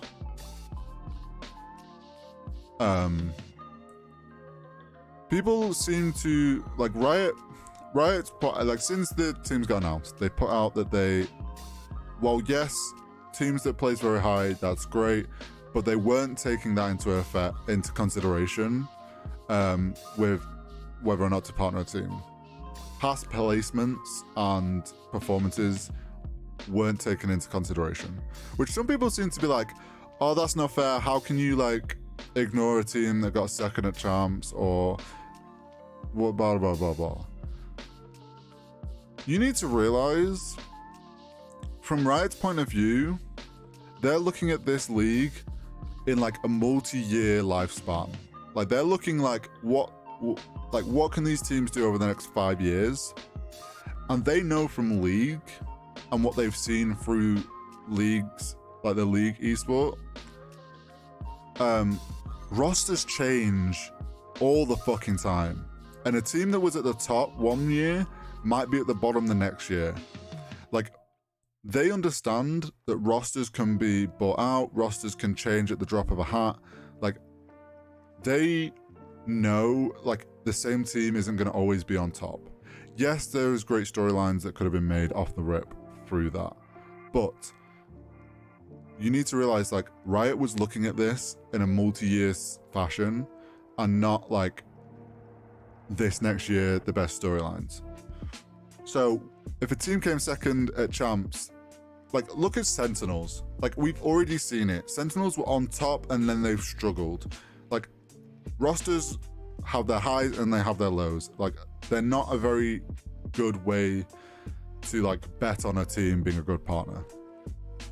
So I totally get why they would not factor in performance, because rosters are so fickle. Now, they talk about, like, they looked at like the growth of a team and, like, what they're doing, and essentially, like, their social media presence, whatnot, their follower base, which I'm pretty sure, like, and how dedicated their fans are. Pretty certain this is because they want to add team skins in the game, so they're going to take into consideration how well those sell. Like, if you're a small time team with not a huge following and, like, not a very strong fan base, you're not going to sell many skins, it's not going to make them much money. You get the picture. And then the third thing was stability of the team, like, financially, like, as an org, like, whatnot. And I think, personally, I think that's where Optic failed. Everyone knows the Green Wall's the fucking most dedicated fan base in esports, and they would probably end up, besides maybe like 100 Thieves, they might end up they could have sold, like, the most in-game skins or something. And we all know, like, Optic with the process and everything they do on social media, they're great at content and what they can produce and help grow the VCT League. Ain't nobody denying that. I think we need to look at, though, and why people, like, a lot of people are kind of forgetting or neglecting to kind of pay attention to, is looking at it from Riot's point of view. Riot's dealt with Optic once before. They picked them for an expansion slot in the LCS, like 3 years ago now, I think it was. Of which this same process will have happened then. So, like, an Optic at the time was huge, they were growing. Hex was like, we have this investment, Infinite Esports, like, it all looked great for Optic. So Riot's gonna be like, yeah, sure, let's get him in on the LCS. Huge team, huge brand, this is great for North America, this is great for the LCS. 1 year into that, there is issues with Optic, there's issues with Infinite, there is essentially a falling out. Everyone knows the story of Optic and what went wrong and where it all collapsed. Hex essentially had lost out on Optic. They wanted to sell it. Infinite sold it to Immortals. So essentially that league spot, like a year in, got sold. Riot doesn't like that. Riot wants teams that are going to be in the league long term. Like, Riot doesn't want to see a spot get passed around. Like, that doesn't help build the league up with a team changing constantly. Like, they want teams to stick around. And the fact that that spot that Optic had got sold and given to Immortals, and Immortals took it, like, and now Immortals are stuck around, that's what I got. But, like, while that wasn't Hex's issue, that wasn't Hex's fault. And Hex would have probably done anything to get the Optic brand back, and he would have stayed in league and whatnot. While that's not Hex's fault, that was still the Optic brand, and Riot is still going to then see that the Optic brand got buried, got bought out and partnered with NRG. Then Hex took it, went solo, then merged with Envy. They've come together, now they're under the Optic brand. Yes, there's investment. Like, the past 3 years for Optic as a brand and as an org has been very unstable. It has been all over the place. And this is no dig at Hex. Hex has done everything he could under the sun to get, like, the fact he got Optic back so quickly, he has worked his ass off to get it back into where it was before all this shit happened. Like, Hex has done everything he can to get Optic back to where it was. And he's killed it. Like, don't get me wrong, he's smashed it. He's doing, like, things are looking great over at Optic. But you got to look at it from Riot's point of view. And, like, Riot looks at this like they've got a long list of orgs that want to be in this league. It's like the league to get into at the moment.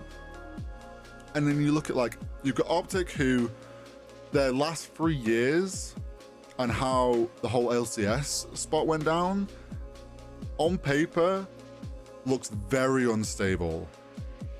And you're like, if you're Riot, and then you've got a team that's like, they've been solid for the last 5 to 10 years. They're like, they look great. They're in other leagues, whatnot. Cool. Like, you're obviously gonna pick a different team. Unfortunately, I think Optic's last 3 years is probably one of the reasons why, or the main reason why, Riot didn't bet on them. Whether that was a right decision or a wrong decision by Riot, different matter, and that's all based down on opinion. But I don't blame them for picking a team that they know is more stable. No matter how big of a brand name Optic is, like, there's still a lot of instability being there the last 3 years. So yeah, that's why I think Optic didn't get picked. Is it a shame? Yes. Would I have loved to see the Optic Loud rivalry continue in the whole Americas region? Sure. Do I think Optic's done with Valorant? No. I think what we're going to see is Optic will have the best tier 2 team. Once Rostermania is done, dusted, teams are locked in, whatever players that were like tier 1 level that are left over and want to keep playing Valorant, Optic will pick up the best of the best that are left outside of partnered teams. So all those players that don't make it onto a partner team that deserve to be on a, like they're skilled enough to be on a partner team that just didn't work out for them. I see Optic building a whole new team with those players. They're gonna run through tier 2 this next year, win the Ascendant tournament, and they'll be in the tier 1 league next year, at the year after anyway. And they've got 2 years up there with the best boys. Like I think that is Optic's plan now. If I was Optic, that is their plan now. That way, you can go, look, when it gets to the end of their time in tier 1 through the Ascendant League, so that'll be in 3 years' time, because they get this next year to do the Ascendant through tier 2 and ascend up. Then the 2 years after that, they're in tier 1 league, they have a spot. At the end of that 3 years, I think that will prove to Riot, like, look, we're here. We're still dedicated to Valorant. We've been in the tier 1 league for the past 2 years.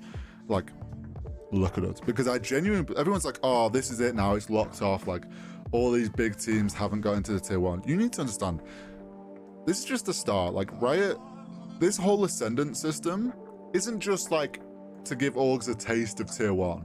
This is Riot's way of being like, which orgs can make it to the tier 1 league and kind of prove themselves, like, when they're up there, what are they doing with content? How well are they pushing themselves? Like, things like that. I wouldn't be surprised if we saw, like, after that first round of, like, Ascendant teams finish their 2 years in tier 1, that Riot then expands all the leagues and picks up those, like, there's an expansion. That wouldn't surprise me, and I would expect Optic to be one of the ones to, like, get an expansion slot. I don't think Optic's out, like, this isn't them done with VCT. Is it going to be rough for them for the next few years? Are they going to have to work harder to get, like, prove themselves? Yeah. Do I believe every team that is in the tier 1 that is partnered deserves to be there? I think so. There's a couple, like, I could have take a leave, EG. They're a big name org, but, like, there was other bigger name orgs that were already, like, playing, like Optic and like TSM. But TSM also, I'm not surprised they didn't get in. Just look at the situation they've had with their league team and Reggie getting fined by Riot. Like, there's been situations there between Riot and TSM. Not surprising that they didn't want to partner with him for the VCT. Doesn't surprise me. And then you've obviously got the likes of EMEA stuff that went on. But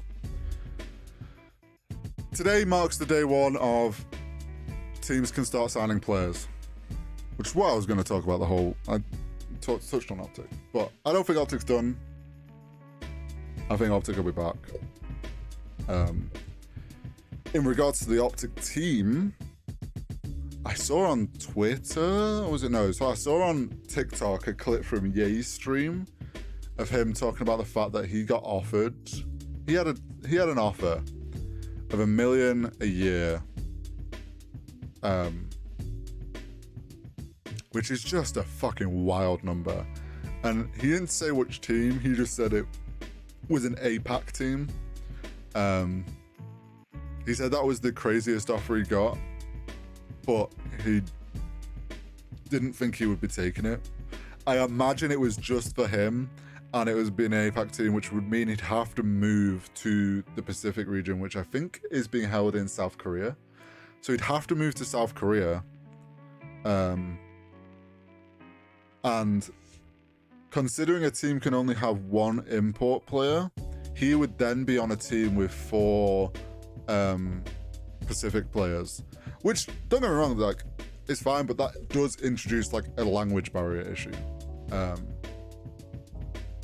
And yes, it's a crazy amount of money, but you've got to think, like, am I going to perform the best over there? is that going to be the best situation for me, like from a performance and player side of things? Or do I take a slightly lower pay on a team that's in NA? Right. So that wouldn't surprise me, like, not to see, but shows APAC teams are willing to drop the bag, man. They're willing to drop the bag on these teams. It's going to be interesting to see if the Optic team stays together. I've heard, I think I read something that was, at the moment it looks like they're trying to stick together, and there's a opportunity that they could do. It's my thought on it is, yes, would love to see them stay together. They're a great team. They just got second at champs. Like, you can't deny they are a god squad. My issue, or my thought on it is, you're gonna struggle to find an NA team that's probably willing to, like, there's few teams that are gonna afford to be able to buy that whole team.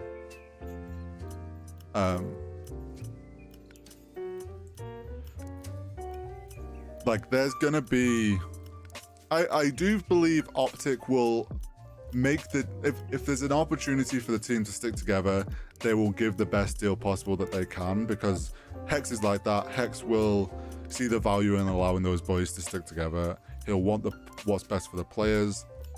I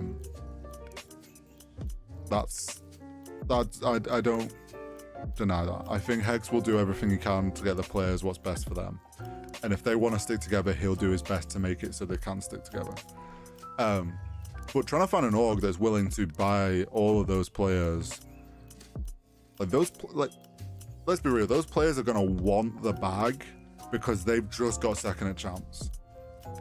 Like, which is all fair. Like, they deserve to get paid what they are worth and how well they are performing. Don't get me wrong. But, like, to find a team, like, it's going to be interesting. I also, so I would like to see Optic stay together, the Optic roster stay together. I think they could, like, any team that's not thinking about picking them up, like, they are probably the most sought after players right now by the partner teams.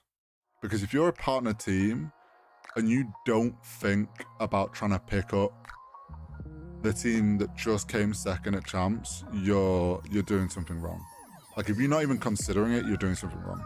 The only team in America's region that I don't think will change at all is Loud. Loud has no reason to change anything unless there's some internal issues. But, like, as far as from an outside perspective, I don't see Loud changing anything. They just won champs. Like, why would they? They'll just try and, like, go straight into the first year of VCT, of the first year of Americas, and they'll try and they'll stick it. So I expect them to stay together. Sentinels is going to be interesting. I would love, because right now, technically Shroud is still on Sentinels. He hasn't officially left the Sentinels roster. And I find that interesting. Like, he's making out like he's... So here's the thing, like, he was contracted only for LCQ, and I think if they then made it to Worlds, he would have gone to Worlds with them. I think that was the contracting thing. But they've not officially said thank you, goodbye to Shroud. And Shroud said multiple times before things got announced, like, oh, if this is based out of LA like the LCS and it's like a weekly thing, yeah, I'm down to compete again. If there's more structure to it. He didn't want to do like the CS thing of going to tournaments every other week all around the fucking world. Totally get that. He was definitely very much on board of like, oh, if there's structure, I'm down.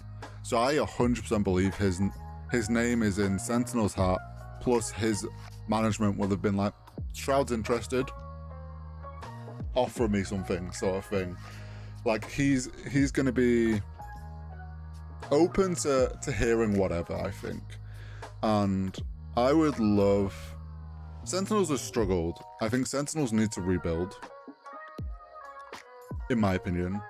I think Sentinels, it just hasn't been working.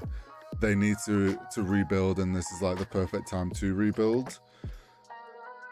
I would be surprised if they don't build around 10s. Like if they I'd be surprised to see them let 10s go. I expect them to build around 10s, and if I was them, I would be doing everything to try and keep Shroud. One, just the brand value of having Shroud on your team, and two, like he is like the knowledge he has as like from competing at a high level and in tactical FPSs. Like, yes, he's played one tournament, the LCQ in Valorant. Like, he hasn't got a ton of Valorant tournament knowledge, but like his knowledge from CS is invaluable and very useful to a team. So like building around, if Sentinels build around 10s and Shroud, I think they could build a great roster. And let's be real, Shroud ain't doing this for the money. I doubt Shroud is asking for a lot of money. He'll be asking for his fair value, but like I don't think he's asking for any extraordinary amount. We all know Shroud's got plenty of money from Mixer. Like, he don't need it. He's doing this because he wants to compete and play at that level again, not because he's trying to make money out of it. So I'd love to see Sentinels build that. And then you've obviously got all the other teams. I don't really know what they're going to do. It's going to be interesting to see, because the exit roster is rolling around, I think. Be interested to see where they go. There's going to be a lot of moving parts, and it's going to probably be like a week before we start to actually hear where players are landing. As for like EMEA, I don't really know much about what those teams are going to do. Obviously the G2 roster, Mixwell, I think he said, I'm pretty sure Mixwell has said whatever team he's on next is the last team he's going to be on. So like, this is his last run. I'm sure that's what he said. I would love to see Mixwell get on like a partner team. I hope he does. I think he is a great player. Obviously it's a shame on the situation with G2. Oh, there goes my light panel. Let's plug it in.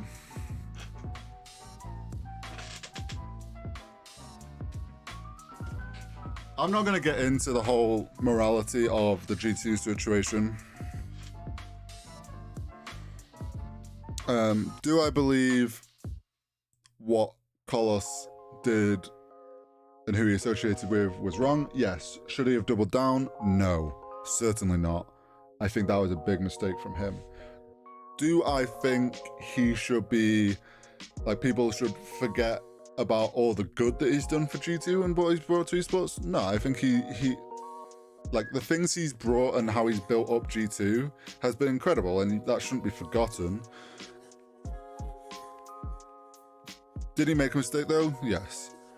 Am I surprised that he stepped down? Not particularly.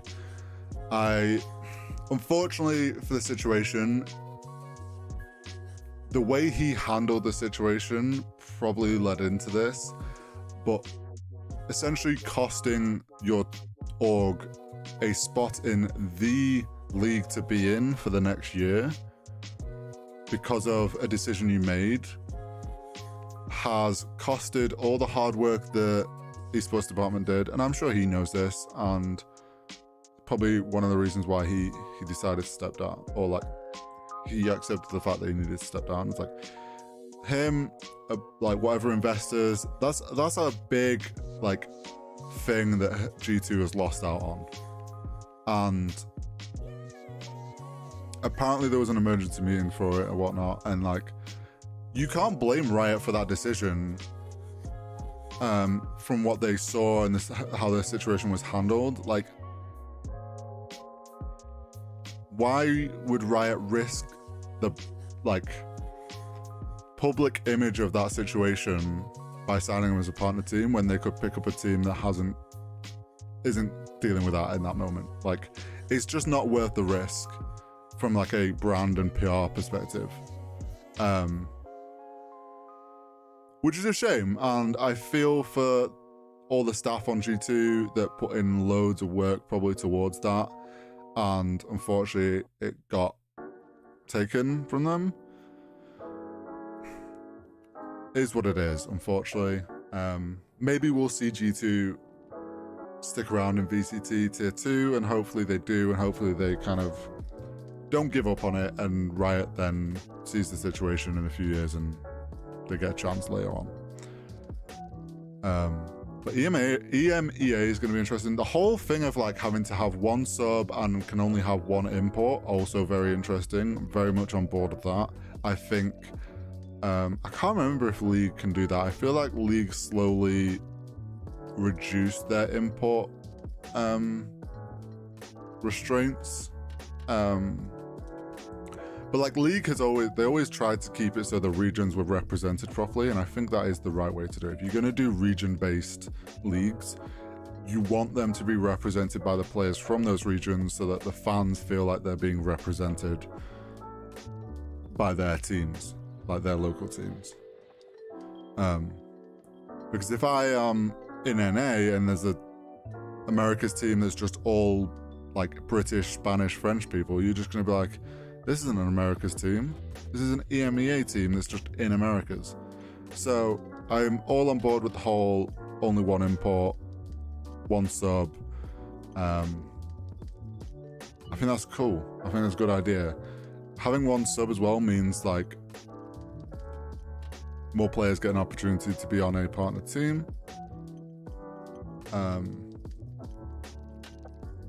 It's going to be interesting to see where this goes, and who I think honestly Loud will be the first team to announce our team is sticking together.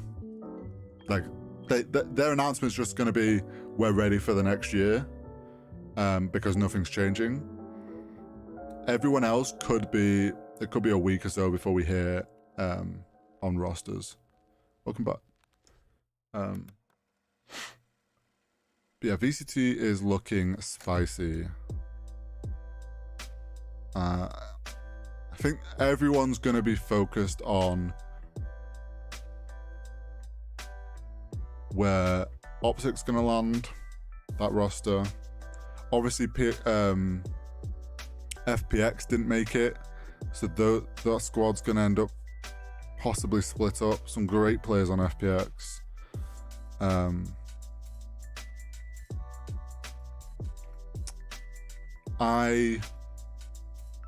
Something I've just thought as well, whoever picks, if a team does manage to pick up the full Optic roster, it's safe to say your team is going to be the #1 team for storyline in Americas, because you're instantly going to be pitted against Loud. Like everyone, yes, it was Loud versus Optic, but if the whole roster stays together, whoever picks that up is going to be Loud versus that roster. Like there's still that rivalry there.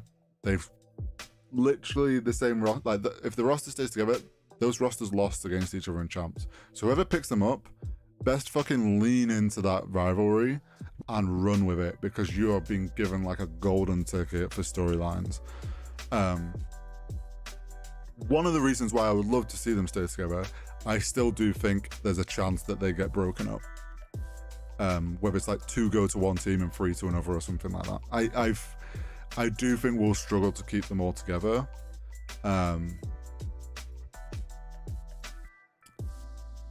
It's going to be interesting to see if 100 Thieves rebuild, considering a few times now they have, because like rosters haven't worked out and internally they just haven't worked, they've split and restarted their roster a couple of times.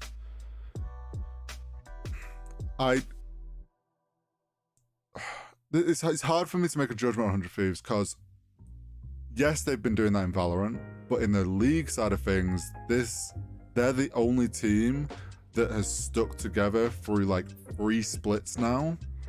And like it's paying off for them. Like that LCS team that they have they came second at the summer split. They're going to Worlds again. Like they're a great roster. And they've like stuck it through, and they've put in the work, and they've like worked through all the kinks, and it's paying off. Well, I wonder if they do the same with Valorant, or whether they use the Americas League and this next year as like a way to fresh start. And if they fresh start, does Nadeshot try and pick up the Optic roster? I'd be thinking about it if I was Nade and their esports department. You can't tell me they're not considering it. I'd love to see where they go with things. But I have my support, but the teams I'm going to support. America's, I'm supporting 100 Thieves. Got to support your boy Nadeshot. Always been a fan of him since he started his whole 100 Thieves, and back when he was on Optic. So Nadeshot gets my America's fandom. EMEA, it's got to be Fnatic. I supported Fnatic back in League, back when I was really heavy into League. They were always my team, my go-to team. I've supported them through VCT. I love Boaster, he's fucking hilarious. That's something else, like I hope the Fnatic team managed to keep Boaster at least. I don't know what their situation with their roster is. They could do with a little bit, maybe 1 or 2 changes or something. I'd be surprised if they're not considering it. I would be surprised if Boaster goes anywhere though. Boaster's such a character, they'll want to keep hold of him as well, just for the content side of things. But yeah, Fnatic gets my EMEA, and then for Pacifica, it's got to be DRX. DRX always coming through and making some mad runs. So I'm all for them. Want to see them do well.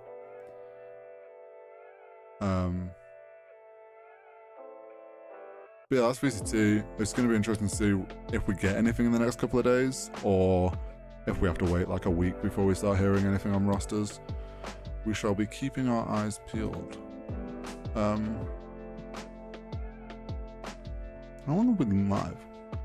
Oh, hitting the 2 hour mark. The last thing I had on my thing, like my list of things I wanted to talk about today on stream, just chatting streaming now by the way, was touch on the Modern Warfare 2 beta. As I think did it finish yesterday or does it finish today? I can't remember.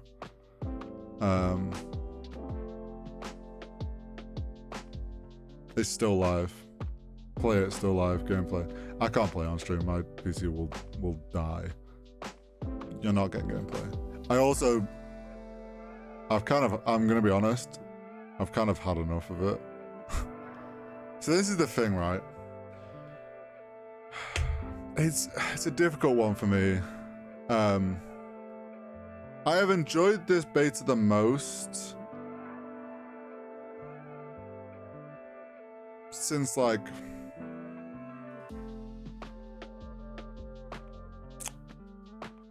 Black Ops 4 sort of thing. Like much better than the Modern Warfare 2019 one. I've enjoyed it more than Cold War, and then Vanguard was terrible. It's been the best beta in a while.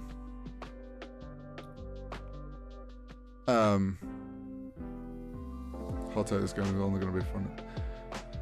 So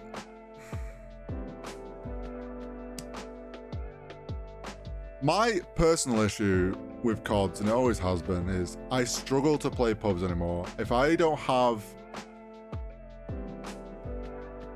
like Valorant, I know there's ranked mode, I can play ranked, and if I'm playing unrated, like it's still sweaty to a certain extent, and like I'm going into that game knowing like I have to somewhat try hard, and I can play ranked and I get rewarded for playing ranked, and I get like something to show for it. COD, when I play pubs, I kind of play pubs with the expectation of being able to chill, and I just don't get that anymore. So then it's like, if I'm going to sweat, I want a ranked mode, but there's not going to be ranked mode off the rip. So I don't see me getting the game off the rip. I also think there is a lot of issues that this game needs to fix or address before the game launches. One is the inconsistency. Cheaters is a problem COD's always going to deal with because their anti-cheat can't do anything. People that say Ricochet helps, I'm sure it gets rid of some cheaters. Don't get me wrong. I'm sure it is getting rid of some of them. The problem you've got is when they launched Ricochet, they talked about they didn't want to make it a kerning level. Well, it's meant to be a kerning level. I forget. Basically, I don't think it's protected. It's not like ingrained at a deep enough level.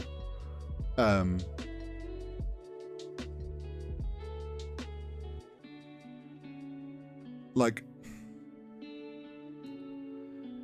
the fact that there's videos all over Twitter from accounts that make cheats being like, look, we've already fucking solved cheats on this.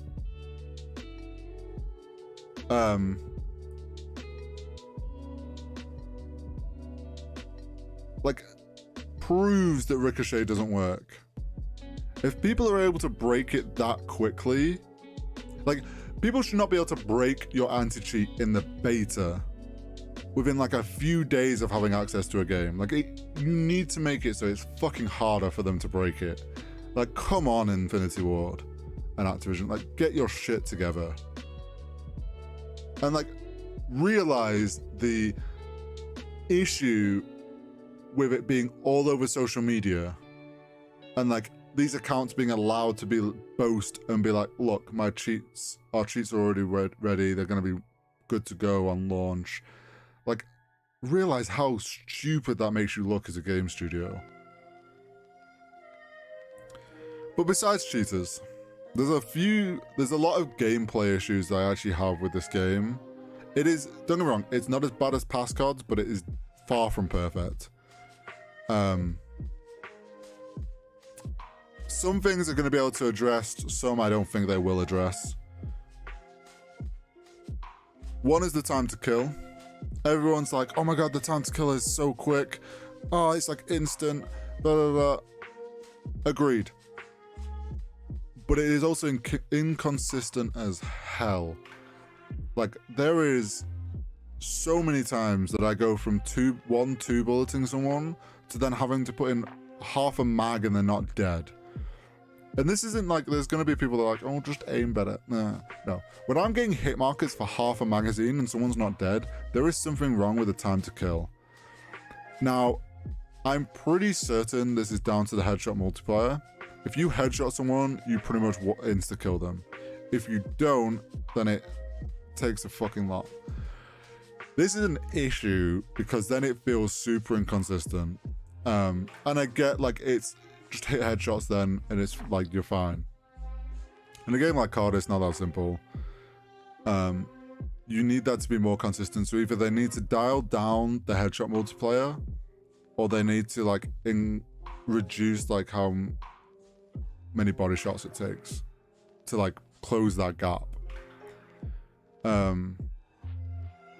That's one issue I have with the game. That can be fixed. Like, that can be adjusted. They can potentially adjust that ready for the game launch, or at least post-launch. It's something they can adjust. Another thing is spawns. Spawns aren't terrible. Spawns aren't as bad as like Vanguards were, but there is definitely, the spawns need a tweak, in my opinion. There's too many situations where, with the size of the maps, like you spawn fucking miles away, or you essentially get spawn trapped. Some things like that need to, like, spawning needs to be tweaked a bit so that it still makes sense, but like, yeah, and it's like also different game modes have seemed to affect the spawns differently, which I think comes down to just where people are on the maps during those game modes and stuff. But spawns need looking at, and they can be adjusted, and I hope they do adjust them. There's definitely some like weird inconsistencies and like weird spawn trap moments that happen. Now, the other issues I have are pretty much hard-grained gameplay mechanics that I am unsure that they're going to change, which is one of the reasons why I probably won't get the game on launch and I'm going to wait to see. One is red dots on the minimap. My worry that this won't get changed is because they have outright said why they have done it. And they have their personal reason for not having red dots on the minimap is they don't want people to be punished for shooting. Now,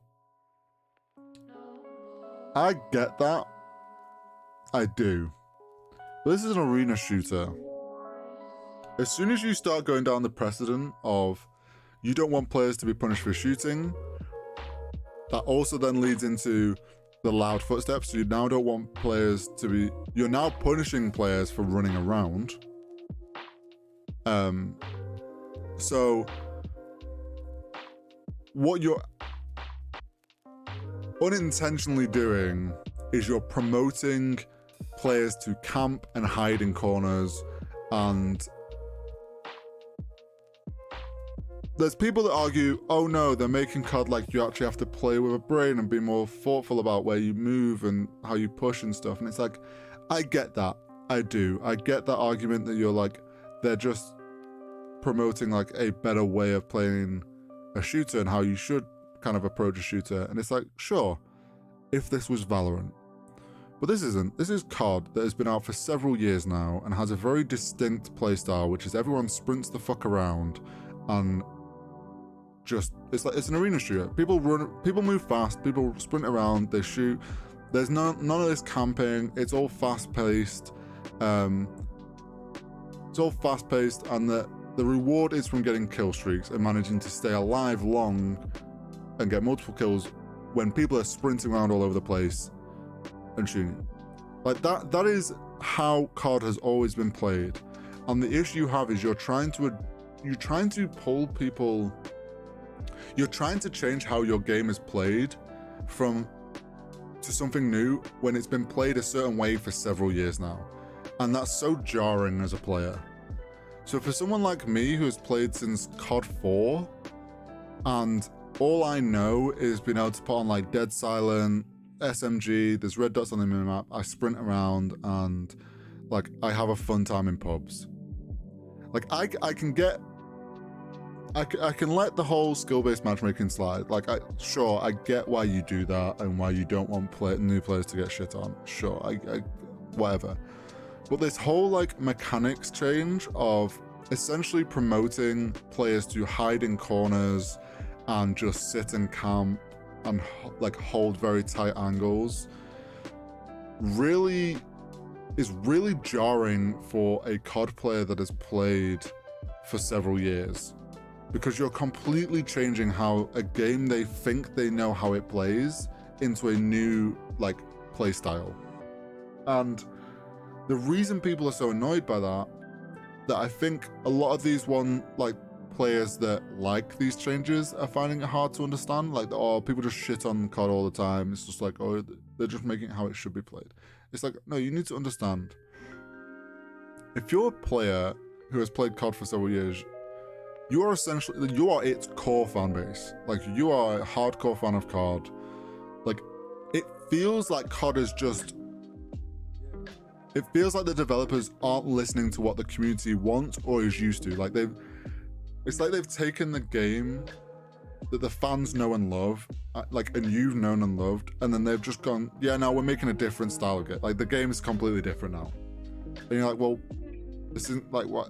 Why are you still calling it COD then? Like, sure, if this was a different name, whatnot, sure, but you're calling it Call of Duty, but it doesn't feel like the core values of Call of Duty game. And that's what is annoying people. And I'm one of those that, like, I'm not a huge fan of this, like, way that kind of forcing us into a playstyle that is not what we know as the COD playstyle. And I think it comes from them trying to baby the new player and also are focused more on mechanics for their other game modes and allowing them to seep into multiplayer, and then it affects the multiplayer system. Which I think is an issue in itself. But I'm not a fan of the way Dead Silent is. I'm also not a fan of the fact that it is a radio that you pull out and it actually apparently makes a noise while it's running. But you also make no footsteps, but it apparently gives off a sound cue, which kind of just defeats the whole point of Dead Silence. Also, I've realized like my light's so dark. My battery charge.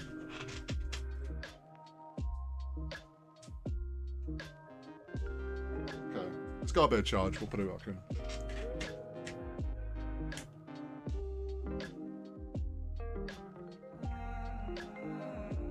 There we go.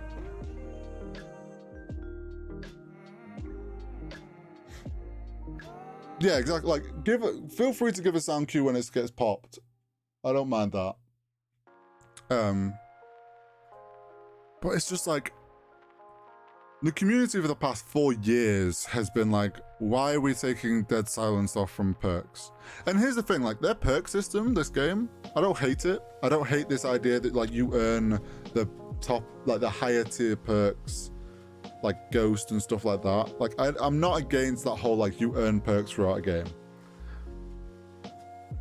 Fine with that. You have that system. Essentially, that system is perfect for Dead Silence. Because a player that is doing well and is earning their perks, you can have Ghost, like you can make the player decide between Ghost or Dead Silent. And it's like, if you put Dead Silent as that second earned perk, I think it would work perfectly. Because it's rewards the players that are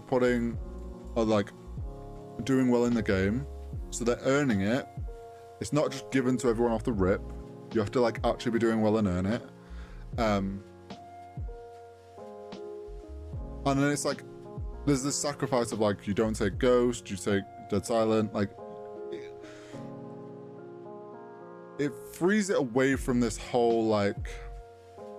Because here's the thing, the field upgrades, you earn them so quick. Essentially, I'm popping Dead Silence every moment I get. So it's like I'm essentially having it on almost all the time anyway. So it's like, what's the point in like the field upgrades when I'm not using it?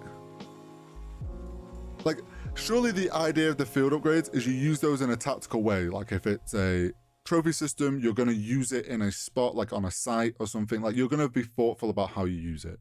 No one is being thoughtful about how they're using Dead Silent. Everyone is just slamming Dead Silent as soon as they get it, and then they run around and carry on. Like, my worry is they won't change that.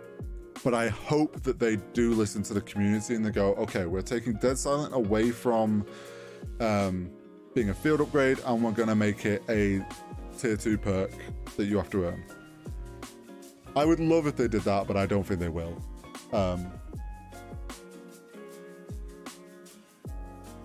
It's just the way it is. Another issue I have, which I'm interested, well, I understand why they've done it. I'm interested to know why they've done it in a certain way. So the gunsmithing. A lot of people are hating on the gunsmithing, saying it's a confusing system. Maybe I don't find it too confusing because I played a lot of Escape from Tarkov, so I kind of understand the whole swapping out the like body of a gun to make different versions of a same gun. Like I'm used to a very complex gunsmithing system from playing Escape from Tarkov. It works in that game because there is pretty much every fucking attachment or gun part under the sun that you could think of and want or need, and it gives you that customization to make a gun feel like your own. Makes sense in a game like that. This new gunsmithing system is quite clearly built around the idea of the DMZ mode and this like Tarkov light mode. Now I'm fine with you have a starter gun, you earn the attachments, and it unlocks the body types for another version of that gun, whether it's like a battle rifle version, an LMG or an SMG. I'm fine with this system. I am. There's two parts to it I dislike though. One is I dislike the whole, one of the gun levels is you unlock the ability to add a scope on, rather than unlocking a scope. So the amount of times where I've unlocked the ability to add a scope, but I don't have a scope to add. That also goes with like how long it takes to get a red dot scope for a gun. The other part is I dislike that they have put on, this might be a beta issue and maybe it'll be like there'll be options the other way, but to get the two SMGs other than the Fennec, which has no attachments on in the beta, which I imagine it will have attachments when the game drops, but besides the Fennec, to get like the two meta SMGs that are going to be, which is the Huracan and the MP5, you have to go through two other gun levels to get to it. Now, as an SMG player, I feel like I am being punished for being an SMG player. I can't enjoy COD the way I want to enjoy COD until I have grinded through two levels of guns. And when it's a gun like the F-Tac battle rifle that is absolute dog water, it makes me not want to play the game. And they need to realize, like, there is a lot of people that play COD. There's 3 people that play COD. Well, okay, there's 4 types of people that play COD. There's your AR players who run just the meta M4. They'll always run that. It's just how they've always played. They're AR players. There's your snipers who will quickscope, trick shot, whatever. They'll run snipers all the time. They're trying to make the next phase homage montage. You've got your SMG players who love to just run an SMG, absolutely sprint around like fucking headless chickens, like they're on fucking speed and just unrelenting. And then you've got your fucking cheese strat little rats that either run a shotgun or whatever their most broken class is at that moment. We don't like these people. I'm an SMG player. And when I want to pick up a card, I want to grab an SMG, I want to run with it, and I feel like I'm being punished for wanting to do that and making me work through an AR and a BR, which it's not just that like the F-Tac is a dog water gun, like it's terrible, so bad. It's not the fact that I had to grind through like 16 levels of that gun, which was rough. It's the fact that if I'm an SMG player, right, I have a certain kind of way that, like, for years, I've always run an SMG. I have, like, my way of, like, how I play COD is kind of ingrained in me. Running different gun types, like, there is slight differences to how you will play a match of COD if you're running an AR versus if you're running an SMG versus if you're running a sniper. And, like, having to be forced into being an AR player and then a battle rifle player to then get an SMG is bad gameplay design. That is just straight up bad gameplay design. You're immediately punishing like a good portion of your player base. Now, I'm going to give them a bit of the benefit of the doubt as it's a beta. And I hope that when the game launches, there is SMGs that then feed into being ARs and BRs, and like it starts with an SMG and it goes the other way, rather than having to start with a battle rifle or an AR. I hope there's an SMG that you can start with. I really do. but I still believe it's a bad gameplay mechanic to force a player through 2 levels of guns. Like if it was the M4 that went into a battle rifle, an LMG, or an SMG, and like it was one core thing and everything branches off that one core, sure. But having people go through 2 branches, I dislike. Like in my opinion, there should be 2 ARs that you start with that can branch into all the other gun types off just that AR line. And then there should be 2 SMGs that start and they can branch into other guns. I hope that's the case. I really do. But at the moment we have no way of knowing. But from what I saw in the beta, that gunsmith system is just bad gameplay design in my opinion, and I don't get why they've done it. In the sense of like why they've made it so difficult to get SMGs, I just don't, like, it makes no sense to me from a gameplay design aspect. The whole gunsmith system I get, but why they've made it so difficult to get SMGs, I do not understand. Just feels like you're punishing a portion of your player base.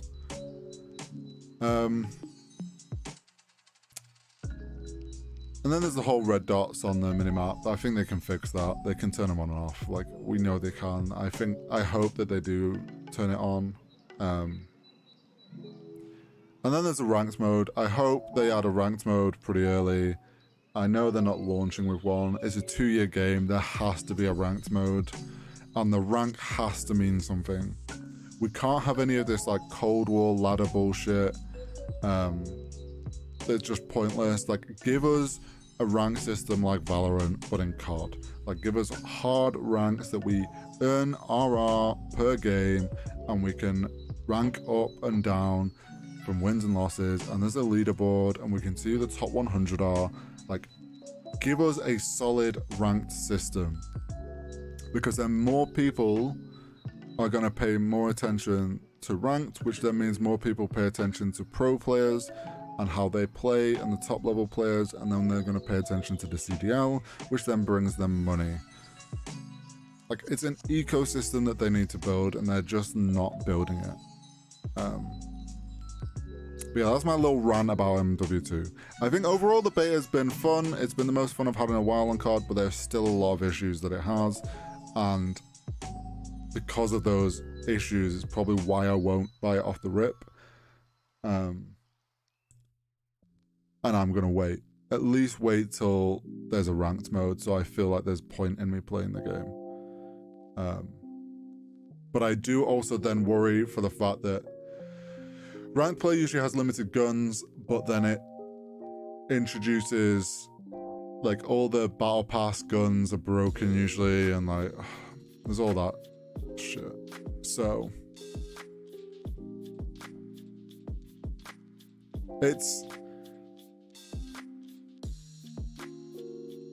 I'd love to just sit down and chat with Infinity Ward and get, like, not sit down and be like, oh, this is wrong, this is wrong, this is wrong, this is wrong, fix it.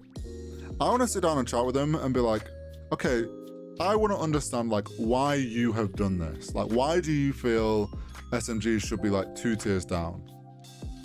Or why, like, they've already talked about why they don't want red dots on the minimap. They feel like, but I was like, why do you feel it's punishing to players to get seen on the minimap? Like, a good player, any average player will be able to understand that, like, I'm seen on the minimap, like, play at a faster pace sort of thing. Like, I'd love to just sit down with their game devs and understand why they've made certain choices. And, like,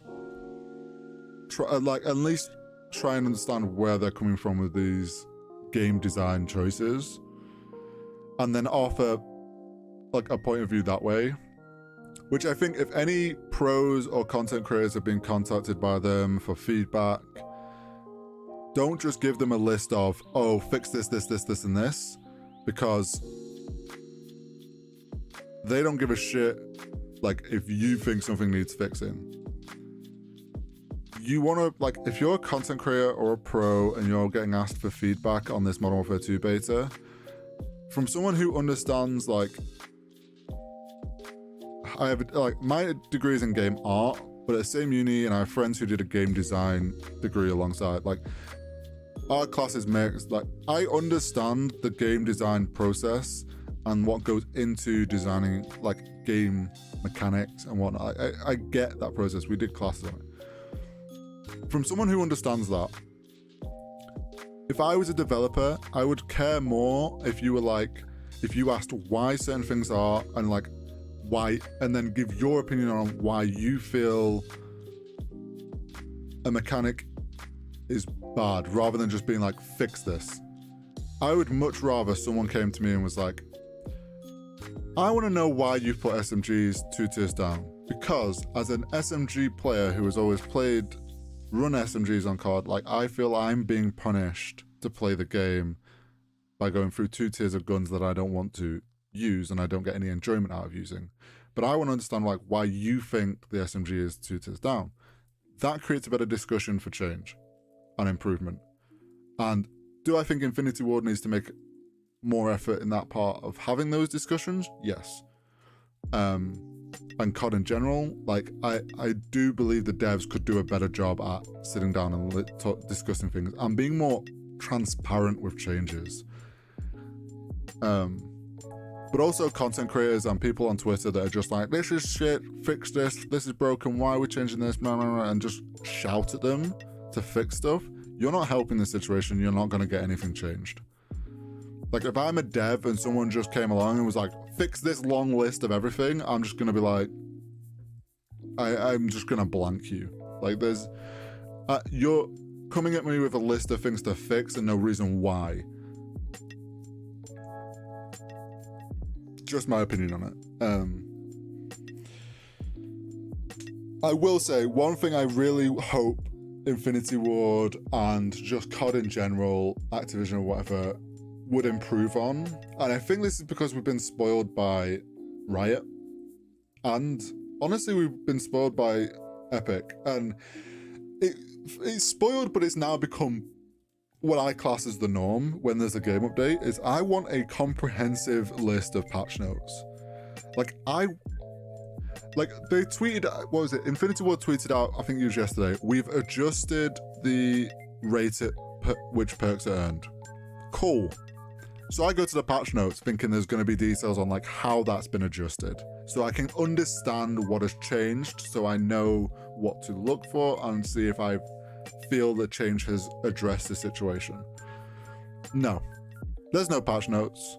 Like, their patch notes just reiterate the same thing that was said, and it's just a few bug fixes. There's no like, this was the rate at which perks were earned, blah blah blah blah. This is what it was, this is now what it's changed to, and actual numerical values. Because there's numerical values there, they have that information. But their unwillingness to ever share that information baffles me and creates this like barrier between the devs and the player base, and why they feel like they don't listen to them is because they're not open and transparent about any changes that are made. And when you go to like Valorant and it's like, if a flash gets changed by 0.2 of a second, they tell us it was like, flash lasted 3.2 seconds and now has been decreased to 3 seconds or increased to 3.4. Like, they give us numerical values on every change that is made so that we feel we can see, as a player base, you can go, okay, this is what it was, this is what it now is. I see what they have changed. I can understand. I'm like, okay, I now play the game, I experience something, I'm like, oh yeah, I can tell that that has been adjusted and this does feel better now. Or if it doesn't feel good, it's like, I think maybe they should make it a little bit shorter. Like a couple seconds, whatever, shorter, whatnot, millisecond. Like, we then have that numerical information and that information in general. We have that to base our opinions off and our experience of the game.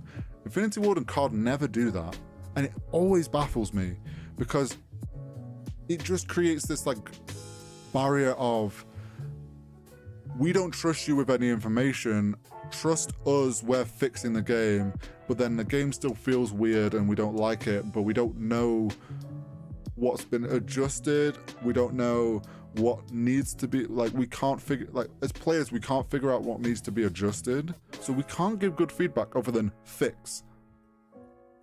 Like, they need to realize that.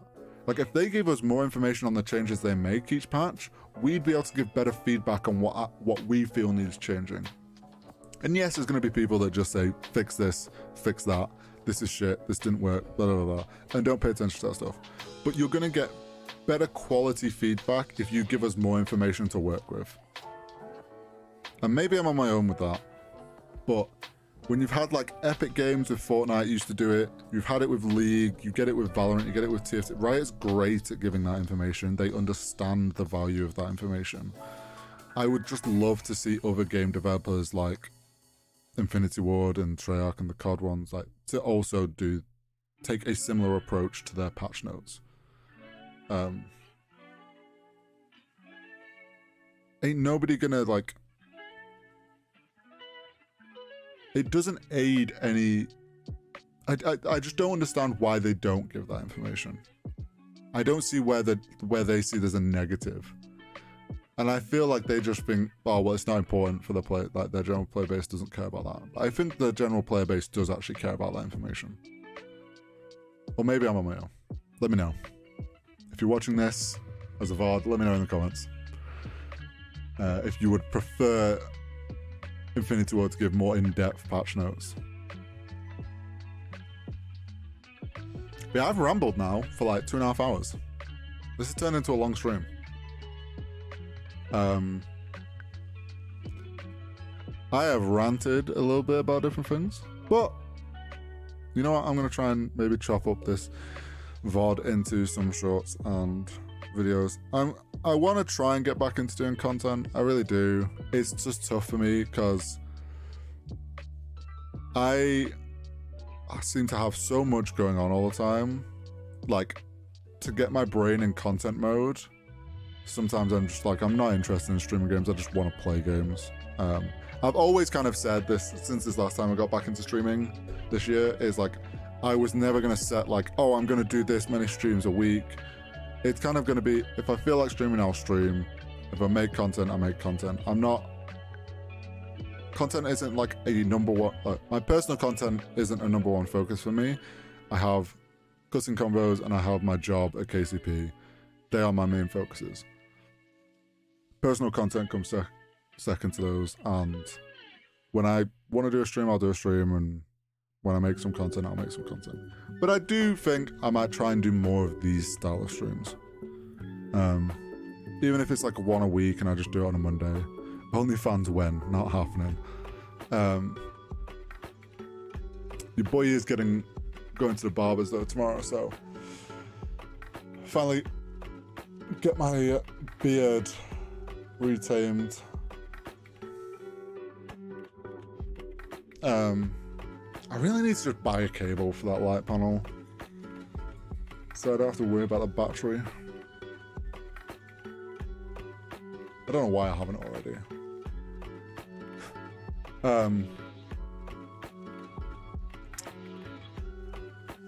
What was I saying?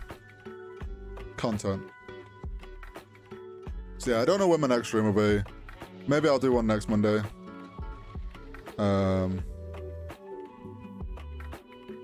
Maybe I'll do a gaming stream.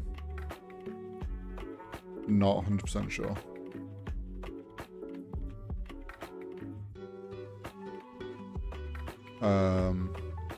So I'm getting distracted by Twitter.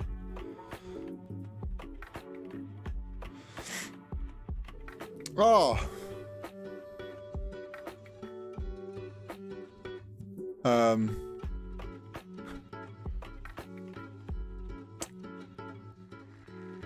Well, for those of you in the UK, it's nice to see that our UK government is already starting to implode. Apparently there's already letters of no confidence and Liz Truss coming in. Who saw that one coming? Not the British public, who didn't get a choice in voting who we got next. Who would have foreseen this? World record attempt? Liz Truss going for a world record attempt of being the shortest Prime Minister alive. Boris Johnson currently holds that record. She wants to take the #1 spot. Jeez.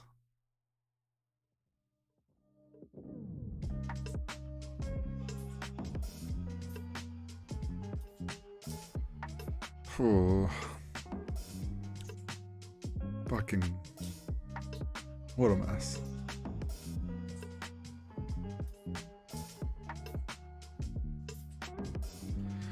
Well, I think we're gonna wrap things up there because I need to go have something to eat for some lunch. And I've rambled on for like 2.5 hours. But we had a successful, we did our mood board for the week. I'll post this on Twitter after the stream's done. So head over there. HZTL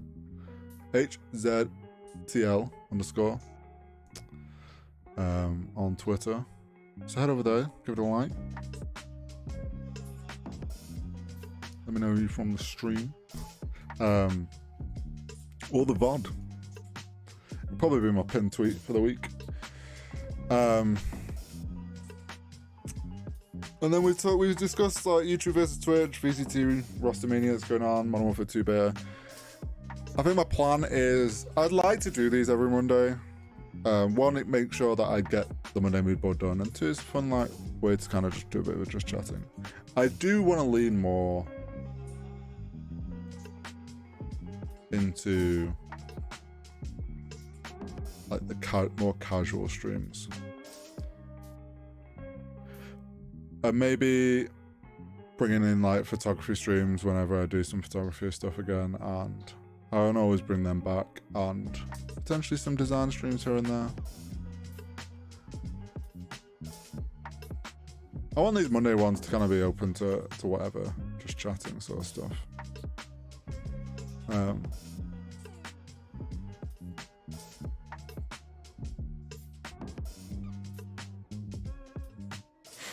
But yeah, appreciate anyone that stopped by, liked the stream, hung out, chilled. If you haven't already, hit that subscribe button, like the VOD video, and why not hit the notification bell while you're at it.